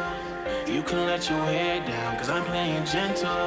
You can let your hair down, cause I'm playing gentle. Girl, you stay on my mind, on my mind, all the time, all the time, on my mind, on my mind. Girl, you stay on my mind, all the time, on my mind, on my mind, all the time,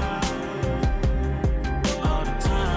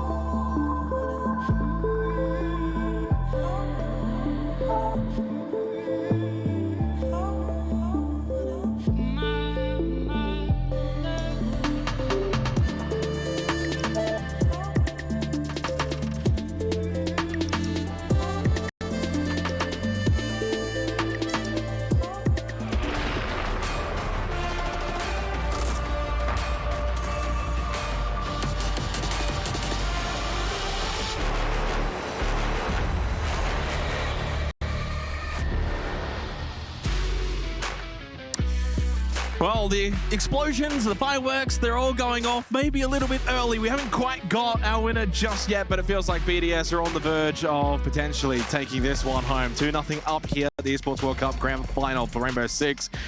Team BDS, the Kings of Saudi, the Kings of Riyadh, looking for their 3rd win in this area, in this region. W7M, they just haven't quite come to the table. No, and I don't know what they have to change to get there either. That's the big thing. When I look at this game, often it's like, okay, they could do this better, they could do that. But this reminds me of like when Furia, back when they were at W7M, you know, the org, when they were winning major after major into SI, it's like, no one can stop these people. That's what BDS they look like right now. They're taking down big names on their way to the Grand Finals, and now they're up against arguably a smaller name of rosters from the side of W7M, and they're making it look way too easy.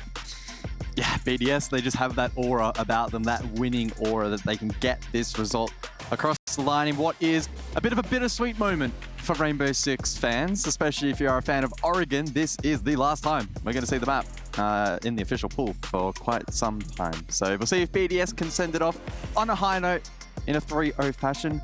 We said earlier that Oregon should be a map that they, in no world, in no universe, do they lose. So W7M are going to have to play an absolutely perfect brand of Oregon if they're to extend this series. 68.2% defensive win rate on Oregon is going to be very tricky. And w7m, though, at the very least, are defending first. But I honestly think that maybe puts pressure on them, Nick, because you're defending first. You have to get at least 4 rounds minimum. And if you start to slip early, and at that point, you already know full well, it'll be kind of like Clubhouse all over again, won't it? But also in the, well, last map of the grand final. So then at that point, you probably drop your heads inadvertently.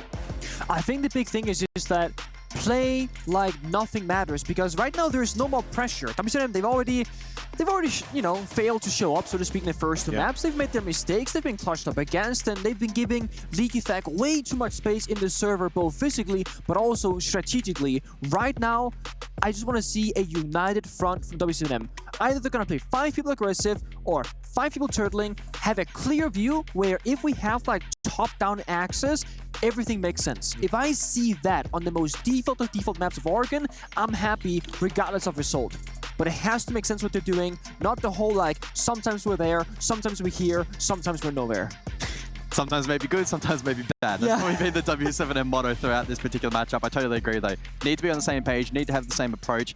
Do they throw some new stuff into the mix? Well, maybe. We'll wait and see. It can be a very default map, and honestly, sometimes you can actually get away with playing that playstyle if you execute it well. BDS, again, make few mistakes. w7m, to their credit, have probably exploited them when they've occurred, but unfortunately, as the scorecards would reflect, those opportunities have been few and far between.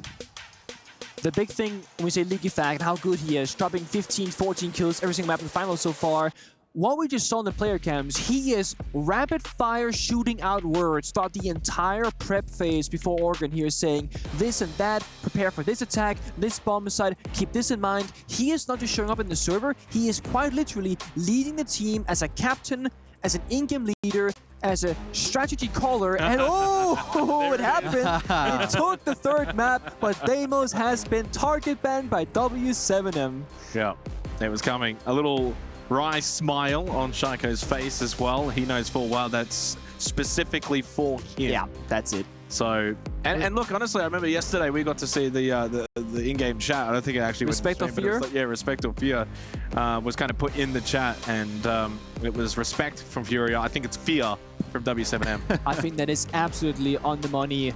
And honestly, I think at this point, go for it, right? Also because it's Oregon. You've probably scrimmed and played against every single scenario. The Ying, the no Ying, the Deimos, the no Deimos. There shouldn't be any huge surprises here. So just making yourself comfortable by getting rid of Deimos, I think, is a wise choice.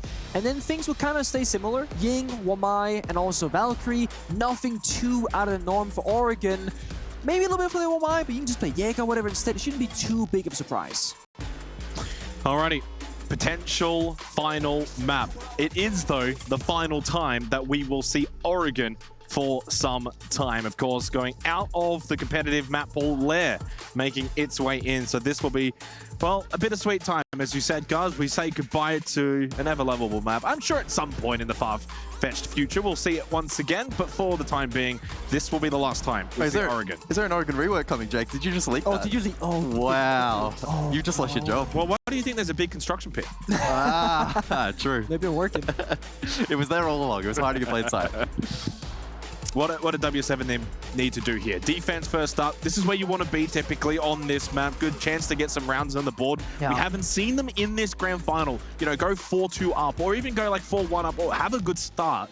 We think back to Clubhouse. They were in the same position. Started defense, absolutely swindled by the attack of BDS. They cannot allow that to happen again. I just really want to see no one tries to be a hero of w7m. I want to see them say, hey, I'm playing in this position. Look behind you. Who can help me? And ask for that help, ask for that support. If you give BDS a one-on-one 50-50 gunfight, it's never really 50-50 because they are so good in those individual gunscore moments. So play together, have the same structure, same game plan, and also try and fight that space. We're going to see the Vigil again from w7m. It's been a lot. Has it really been that effective, though, is the question. I don't think so, especially because now there's no Deimos. So normally you can like try to avoid Deimos with the gadget. Doesn't like, you can't get tracked, but now it's like, now you're just playing it for the drone game, but then you get Monty from BDS, where it's like, drones are not going to be the full story because Monty is a walking drone that can always see the visual player, get Nomad to lock down the map as well. So already now, w7m, they're happily giving up a lot of map space. 60 seconds per. BDS with a full roam clear. Go first, we're gonna see 4. That doesn't work out because 2 players are holding the angle, shoots C4 midair, and does a bit of damage. And if you're going to play the Vigil as well, you typically want to actually play that roam game. Instead, we're seeing just Dodes play in towards basement, as with the rest of his team. 5-man stack down in towards the bottom of the site for w7m, so no pressure up above, which has meant for BDS, they can actually get pretty quick through this checklist. So already, bit of backstairs pressure over towards blue bunker, in towards meeting now, open up the hatch. There is no pressure. They don't have to clear out the second floor. They don't have to worry about any kind of pressure from below. A little bit of trick, though, on the E-box hatch, and yeah, they're going to have to get to work on that. 90 seconds, still plenty of time, though, because again, BDS didn't really have to clear anything, so they got that time in the bank. Yeah, you're right. But that has, if I can't get opened up, there's going to be a big problem there. Oh, they finally got a trade, 1-for-1 so far. Yeah, Montang pushing through, down backstairs. Dotus does find a very important kill, though, for w7m, and Shaiko slowly making his way over towards the same position. Leak Facto on the angle. Very good. Dots was pushing straight into him. Montang over towards Pillar. Good information down the end of the hallway. Over towards the laundry and frees the side down defensively for w7m. So effectively forfeiting this side of the map. It is still 50 seconds left. So if you are BDS, you don't have to just rush into sight. You can work your way through, navigate the situation. Volp's now on the flank. That could certainly catch BDS off guard. Although Shaiko ready for it. Volps will fall and Plant will go down. And just like that, again, the power swings back to BDS. Huge kill from Loban. Dodes now on said Vigil, trying to get involved, but Ligafak in through bunker, gets the kill, watching for that flank. Not a whole lot that Loban can do. The man with the shield, ever so dangerous, and he's not going to allow this to fuse. Brede with the knife kill, with the shield kill. Either way, BDS with the opening round. Ligafak has just been so good tonight, right? You think about a snapshot of that scenario in the post plant. The way you win it is by isolating him and then the 2v1 gang up onto the Montang. Ligafak sits back in bunker, plays a very passive, safe position, wins the fight, and allows Brede to just do his thing on site. I mean, just absolute textbook there from BDS. And backtracking even further in terms of the textbook department, Shaiko having a read on that flank, potentially a drone, potentially there was some information or just game sense. That flank could have also completely shattered that attack, but it's accounted for by BDS, and they just keep being ready for everything at the moment. But that's the thing, I think the flank was phenomenal because I saw it happen in real time where the 2 players of w7m, they held the bottom side, third person starts sprinting far away, obviously going for a flank. And that makes sense, but what I said before the first round started, I want to see w7m do the same thing together, and it has to make sense from a top-down perspective. The flank made sense in a vacuum, but if you look at the other player positions, the second he got aggressive on the flank, the other players are still passive on the bomb side. The second you start getting that contact on the big tower staircase, the other 2 defenders on site have to push up as well, because then you have Shaiko distracted and only 1 person covering 2 angles on the side. They didn't. 1 aggressed, 2 played passive, it fell apart.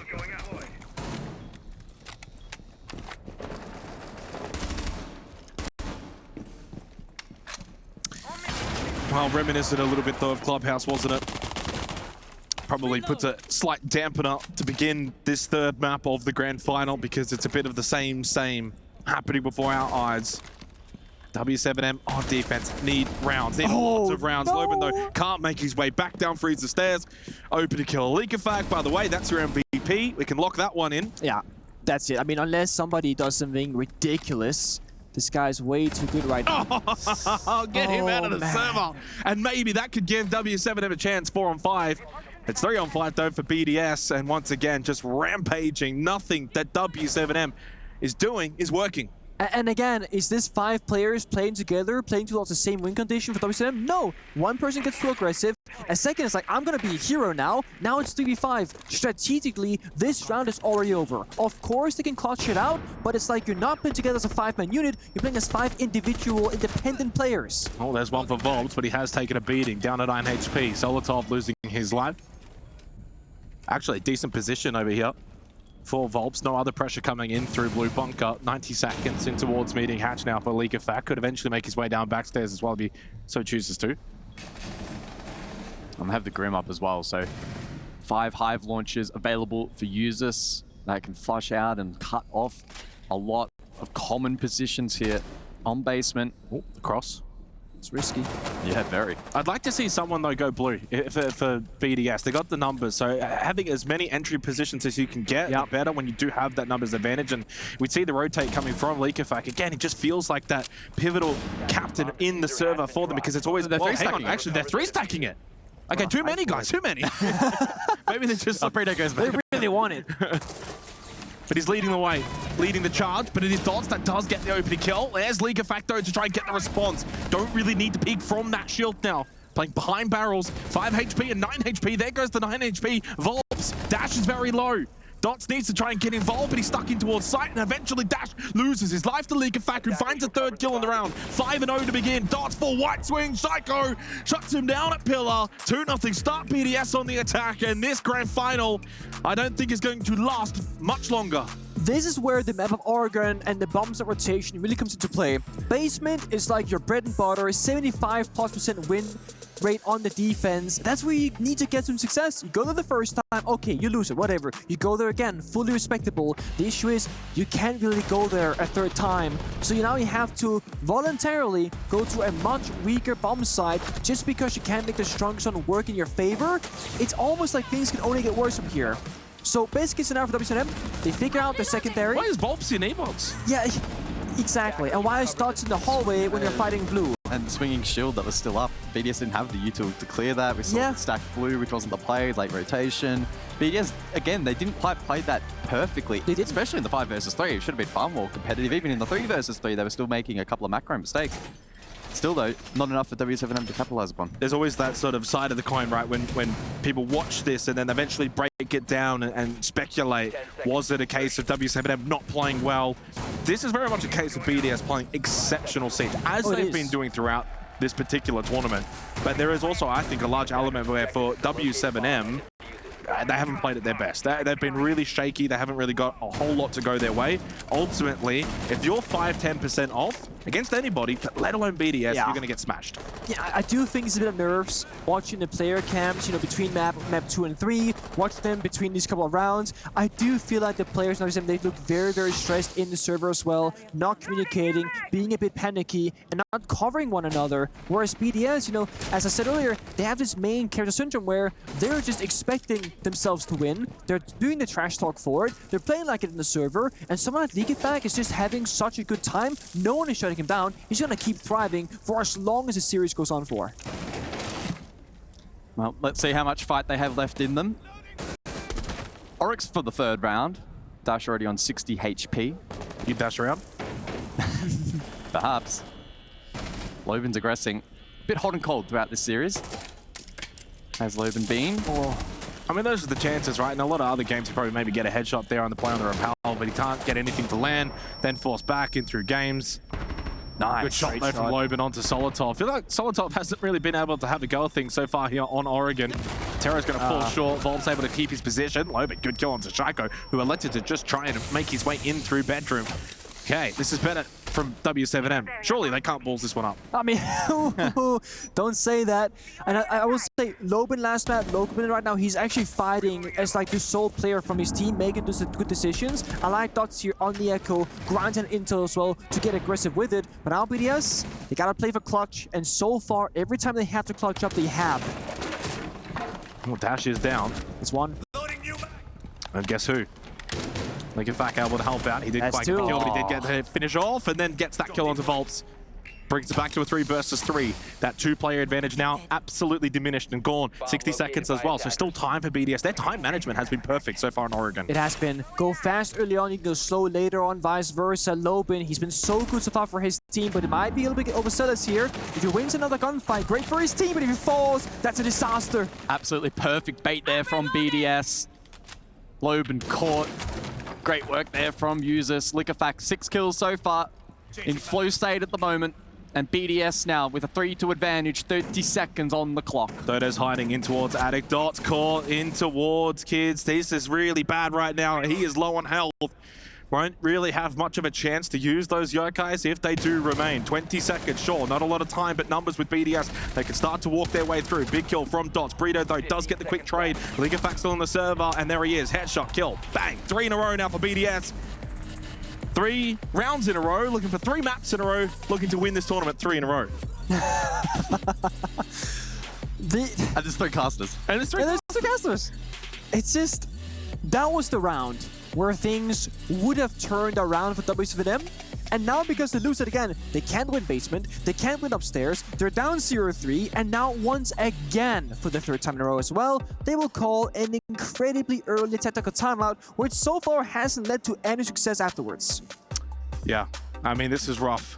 Right now for w7m, it's all about preserving some respect and integrity here in this grand final. You can't just like wave that white flag and just think, okay, now this one's over, we're not going to be able to do anything. It really needs to be about, you know, especially if you're Norris here, rally the troops and just be like, guys, 1 round at a time. Let's just try and get ourselves in. Let's also just try and get some rounds on the board, have a little bit of fun.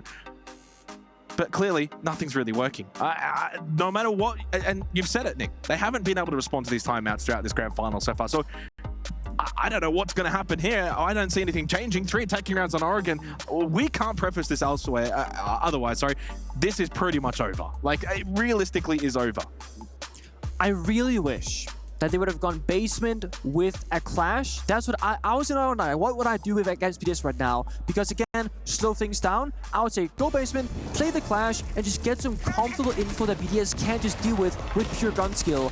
Now, you're gonna see the highlight reel right now, so you can't see it. But let's say w7m, they are going basement, but no clash in play.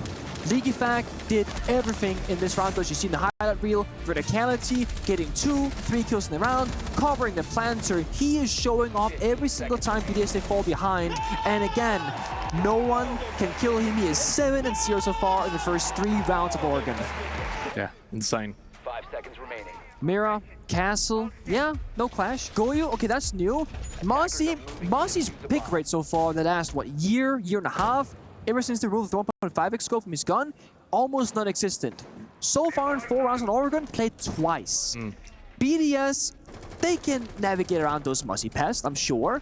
The weapon itself, not phenomenal from Mossy either. I feel like they are slightly wasting this particular operator a lot here because there's a reason why he isn't played, and I'm not really being convinced that they have a good reason to actually play him.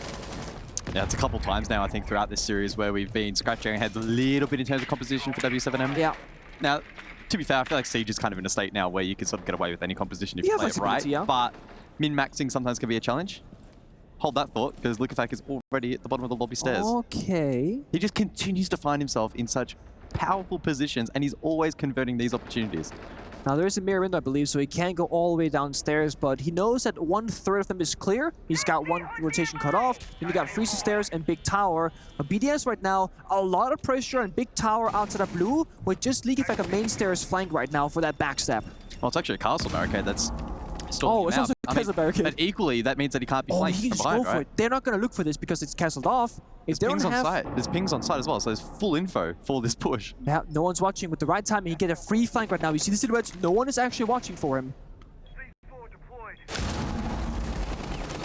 Is it go time?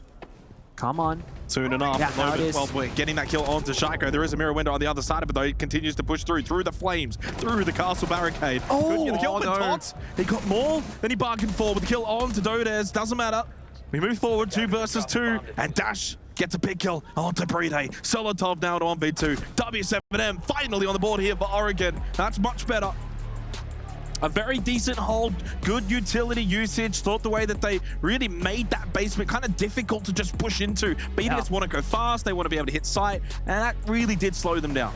This is also, BDS side, they're so far ahead in round score, they can play out a round in like a kind of a weird manner that might catch you by surprise. If it fails, it's okay. You still got a 2-round lead on the attacking side of all things. But w7m, you're correct. They fought together, they didn't give up, and they actually read the flank beautifully. When that castle barricade was destroyed, also, there's a Goyo canister placed on top of it, so they get an immediate sound cue, the fire goes out, and Leakyfac was forced to sprint, couldn't keep the gun up to the gunfight. Team kill. Oh, I thought that was going to be to their demise. Good work there in the end. Dash, incredibly influential in that round. I still don't know why Goyo has ACOG. Maybe we'll send that clip across to Ubisoft. So it's time to get rid of it. But either way, though, I think he would have got the kills regardless. Good positioning, well timed. And the clash. Finally, now in play, Nick. I feel like you've been begging for it this entire series. It makes so much sense. Like, I will say though, for this bomb site, a little bit less because League is crazy in the bottom below, right? But Clash will just create an obstacle that BDS have not really had to deal with so far. And if you look at their average operator composition, you know, before, played a lot of demos. Right now, a lot of self-destruction. There's no Sophia, there's no Capital. They don't have any real true counters to the Clash. So as long as Dots positions himself correctly, he should be incredibly hard to deal with, if not outright impossible.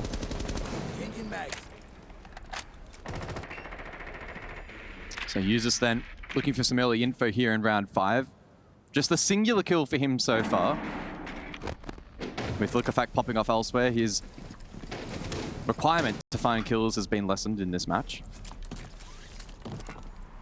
The Dokkaebi in play as well. Solotov with that global ult will be able to aid his team from the safety of the roof if he elects to hold here as well.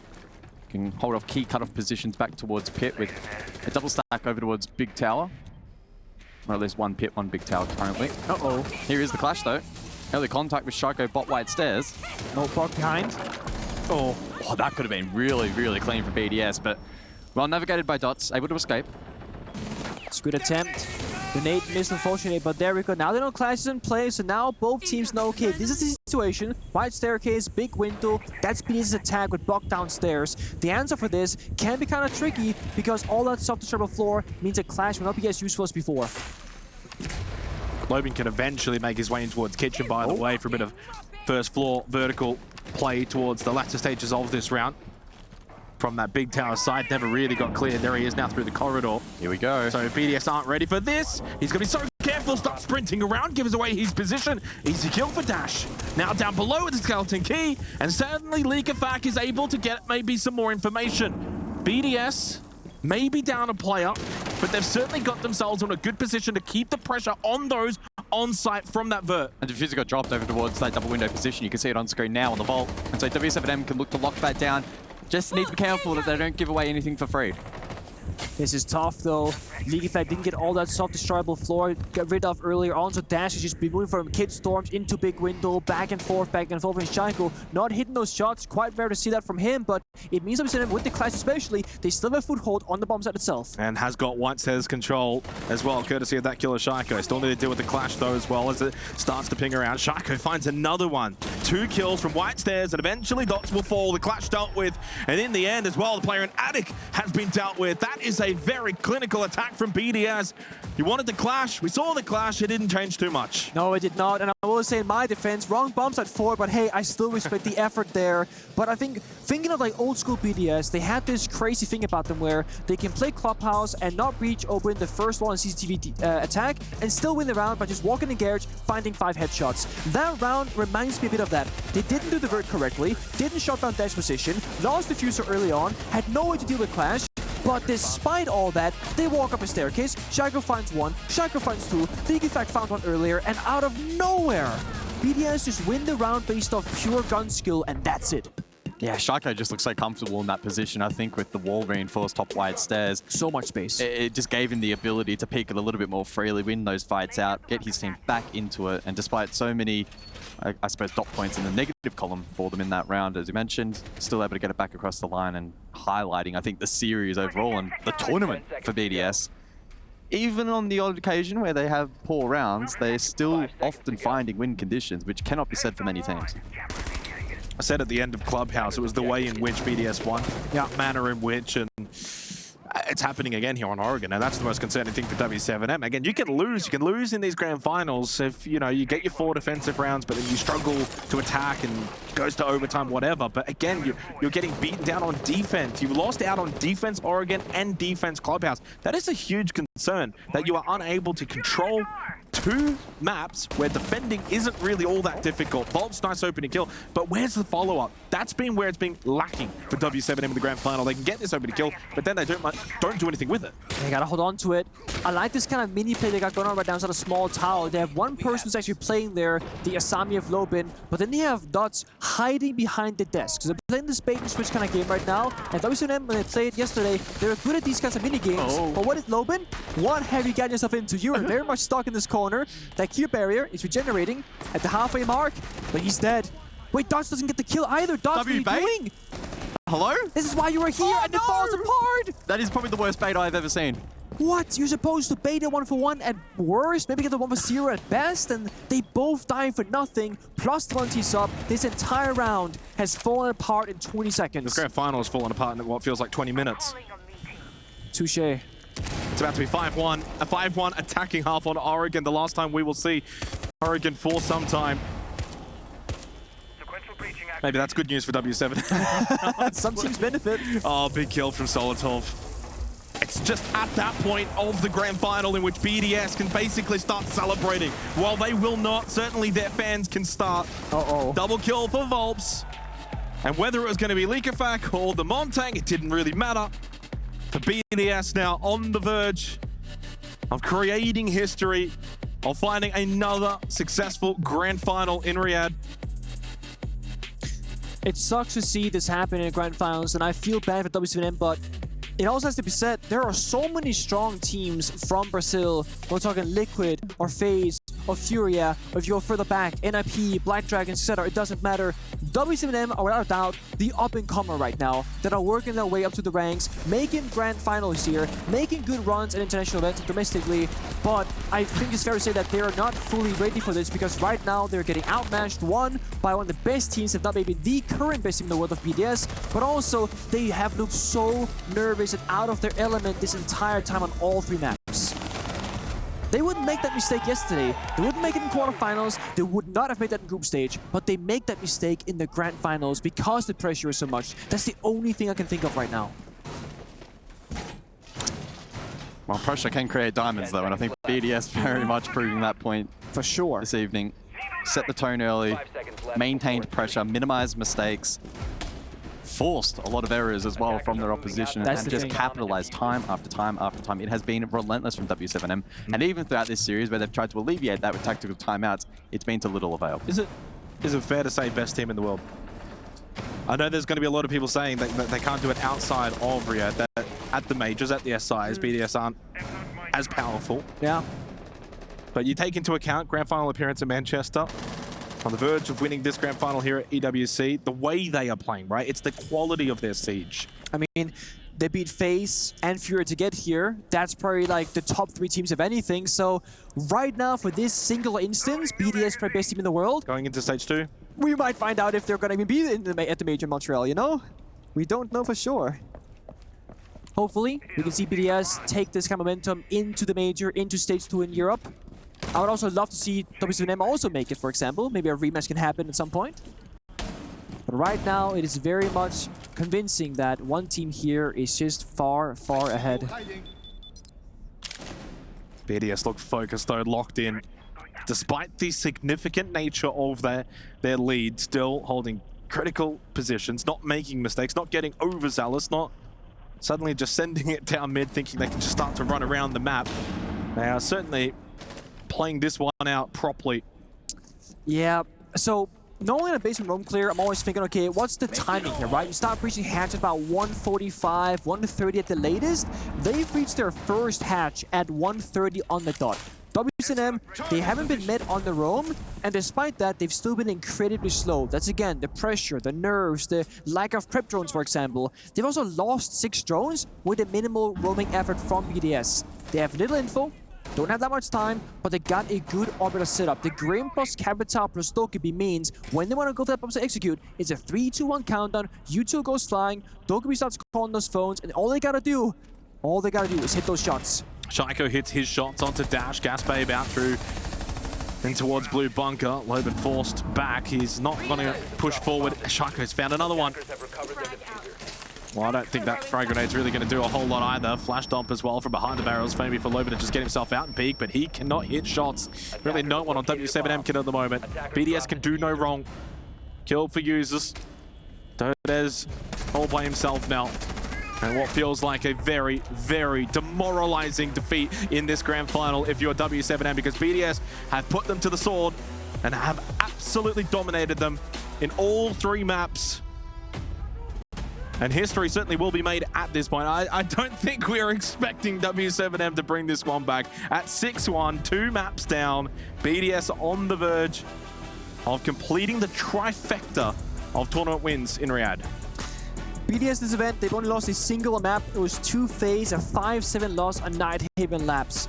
Every single map, well, overall that they've won has been a 7-4 or quicker than that. BDS haven't gone close with anybody. Taking down FaZe, taking down Furia, only losing 1 map dominantly. And they've done it against so many different teams as well. No one has the answer.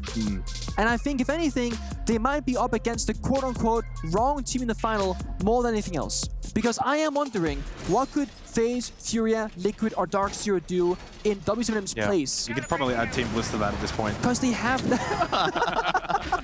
Whoa, let's relax here for a second, okay? Because they have the experience of Grand Finals. They can stand on their own when pressure is at its highest. I'm not sure Bliss can do that just yet. No, I think you're right, though. I think for w7m, this is certainly a really good learning opportunity. Oh, absolutely. Take a lot away from this, go back, watch the VODs. A really good chance going then into stage 2 to really kind of look at, like, this is the cream of the top. This is what we have to kind of rise to. Can we match them in future? If so, what do we do? What are they doing? How do we kind of emulate their style of play, or even just stop it? How do we even stop it? So, as much as it's a hefty wound, a very demoralizing grand final, it sucks to lose in any fashion, but to just get beaten to a pulp, and really at no point have they ever looked at likely. But again, they can take some really good learnings from this, and then heading into the rest of the year. For BDS, well, they're going to take that trophy. Seems inevitable at this point. w7m playing the Monty into the clash here for round 8. Starting off over towards Armory. Solotov gets the first. Oh boy. So it's already BDS's round to lose at this point. Open games hold, so aggressive. Solotov up close, SMG spots the Monty. And unfortunately for Dots, he can't really progress forward yet. No, he certainly can't. And Solotov has a Nitrocell as well. So if you progress too far into bedroom, you can find yourself on a bit of an island and potentially susceptible to the clash and to the Nitro. And the Nitro is thrown, and it actually does some decent damage onto Dots. And you got the clash as well. Mind you that the Monty can't quite go in. Solotov did this perfectly so far. Dealing with verticality, massive to rotate the door, and he's still alive somehow. Well, not for much longer. Down on the floor, 5-3 in favor of BDS now. Logic Bomb rings out, huge kill for users, as suddenly it's all falling apart again for w7m in these rounds, in this grand final. The BDS undefeated throughout this tournament for the 3rd grand final in a row. 3-0, 3-0, 3-0. The trifecta complete here in Riyadh. They are the kings of Saudi Arabia, and they right now are the best team in the world. That's goodbye to Oregon, a final flawless round and a well-deserved victory for Shaiko and friends, or should I say Leaky Fact and friends, because he had an unreal performance. Double digits every single map, 14, 15, 13 so far. Wonderful game from him. Pure dominance, pure dominance. Straight into the debrief, by the way. What went wrong, guys? What went wrong?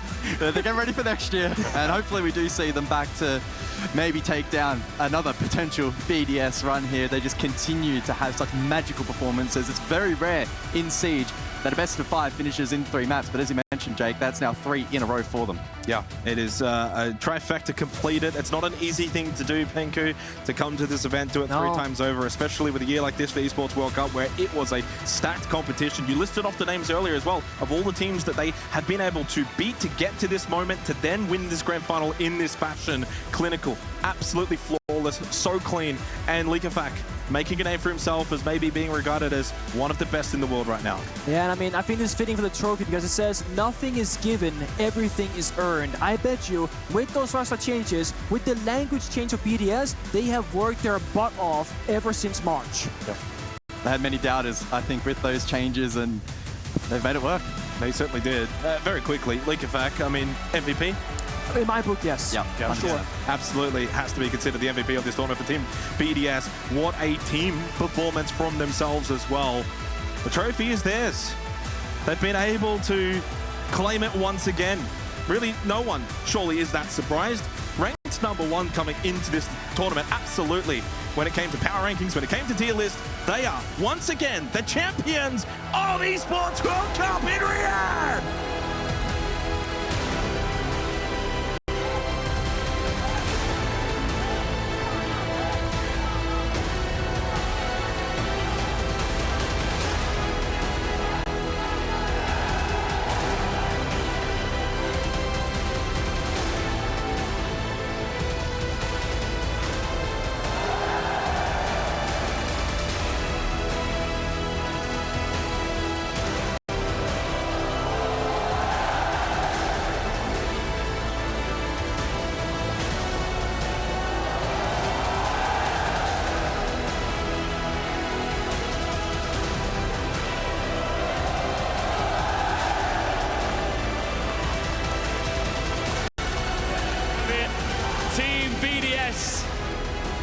absolutely unstoppable out here. Milos, let's get some words from our champions. We're going to need to have a chat, all of us. First of all, DKFAC, congratulations on the win. I mean, you won it last year. How does it feel to get, again, Esports World Cup, first ever Rainbow Six champions here in Riyadh? How do you feel about that? I'm feeling too much, like I need to go down. But it's amazing, the people are amazing. We love be there in Saudi and play the Esports World Cup, and we need again, just amazing. Absolutely so. There you go, DKFAC, and maybe we can get something from the three-time himself. Allez, même en français si tu le veux. So, Shaiko, you've been victorious 3 times here in Riyadh. How does it feel? How does it feel to just be the undisputed champ? Feeling good, and I can't wait for the 2025 Riyadh. Users, just come here for one moment, please. Give him a moment. I've just got a quick announcement.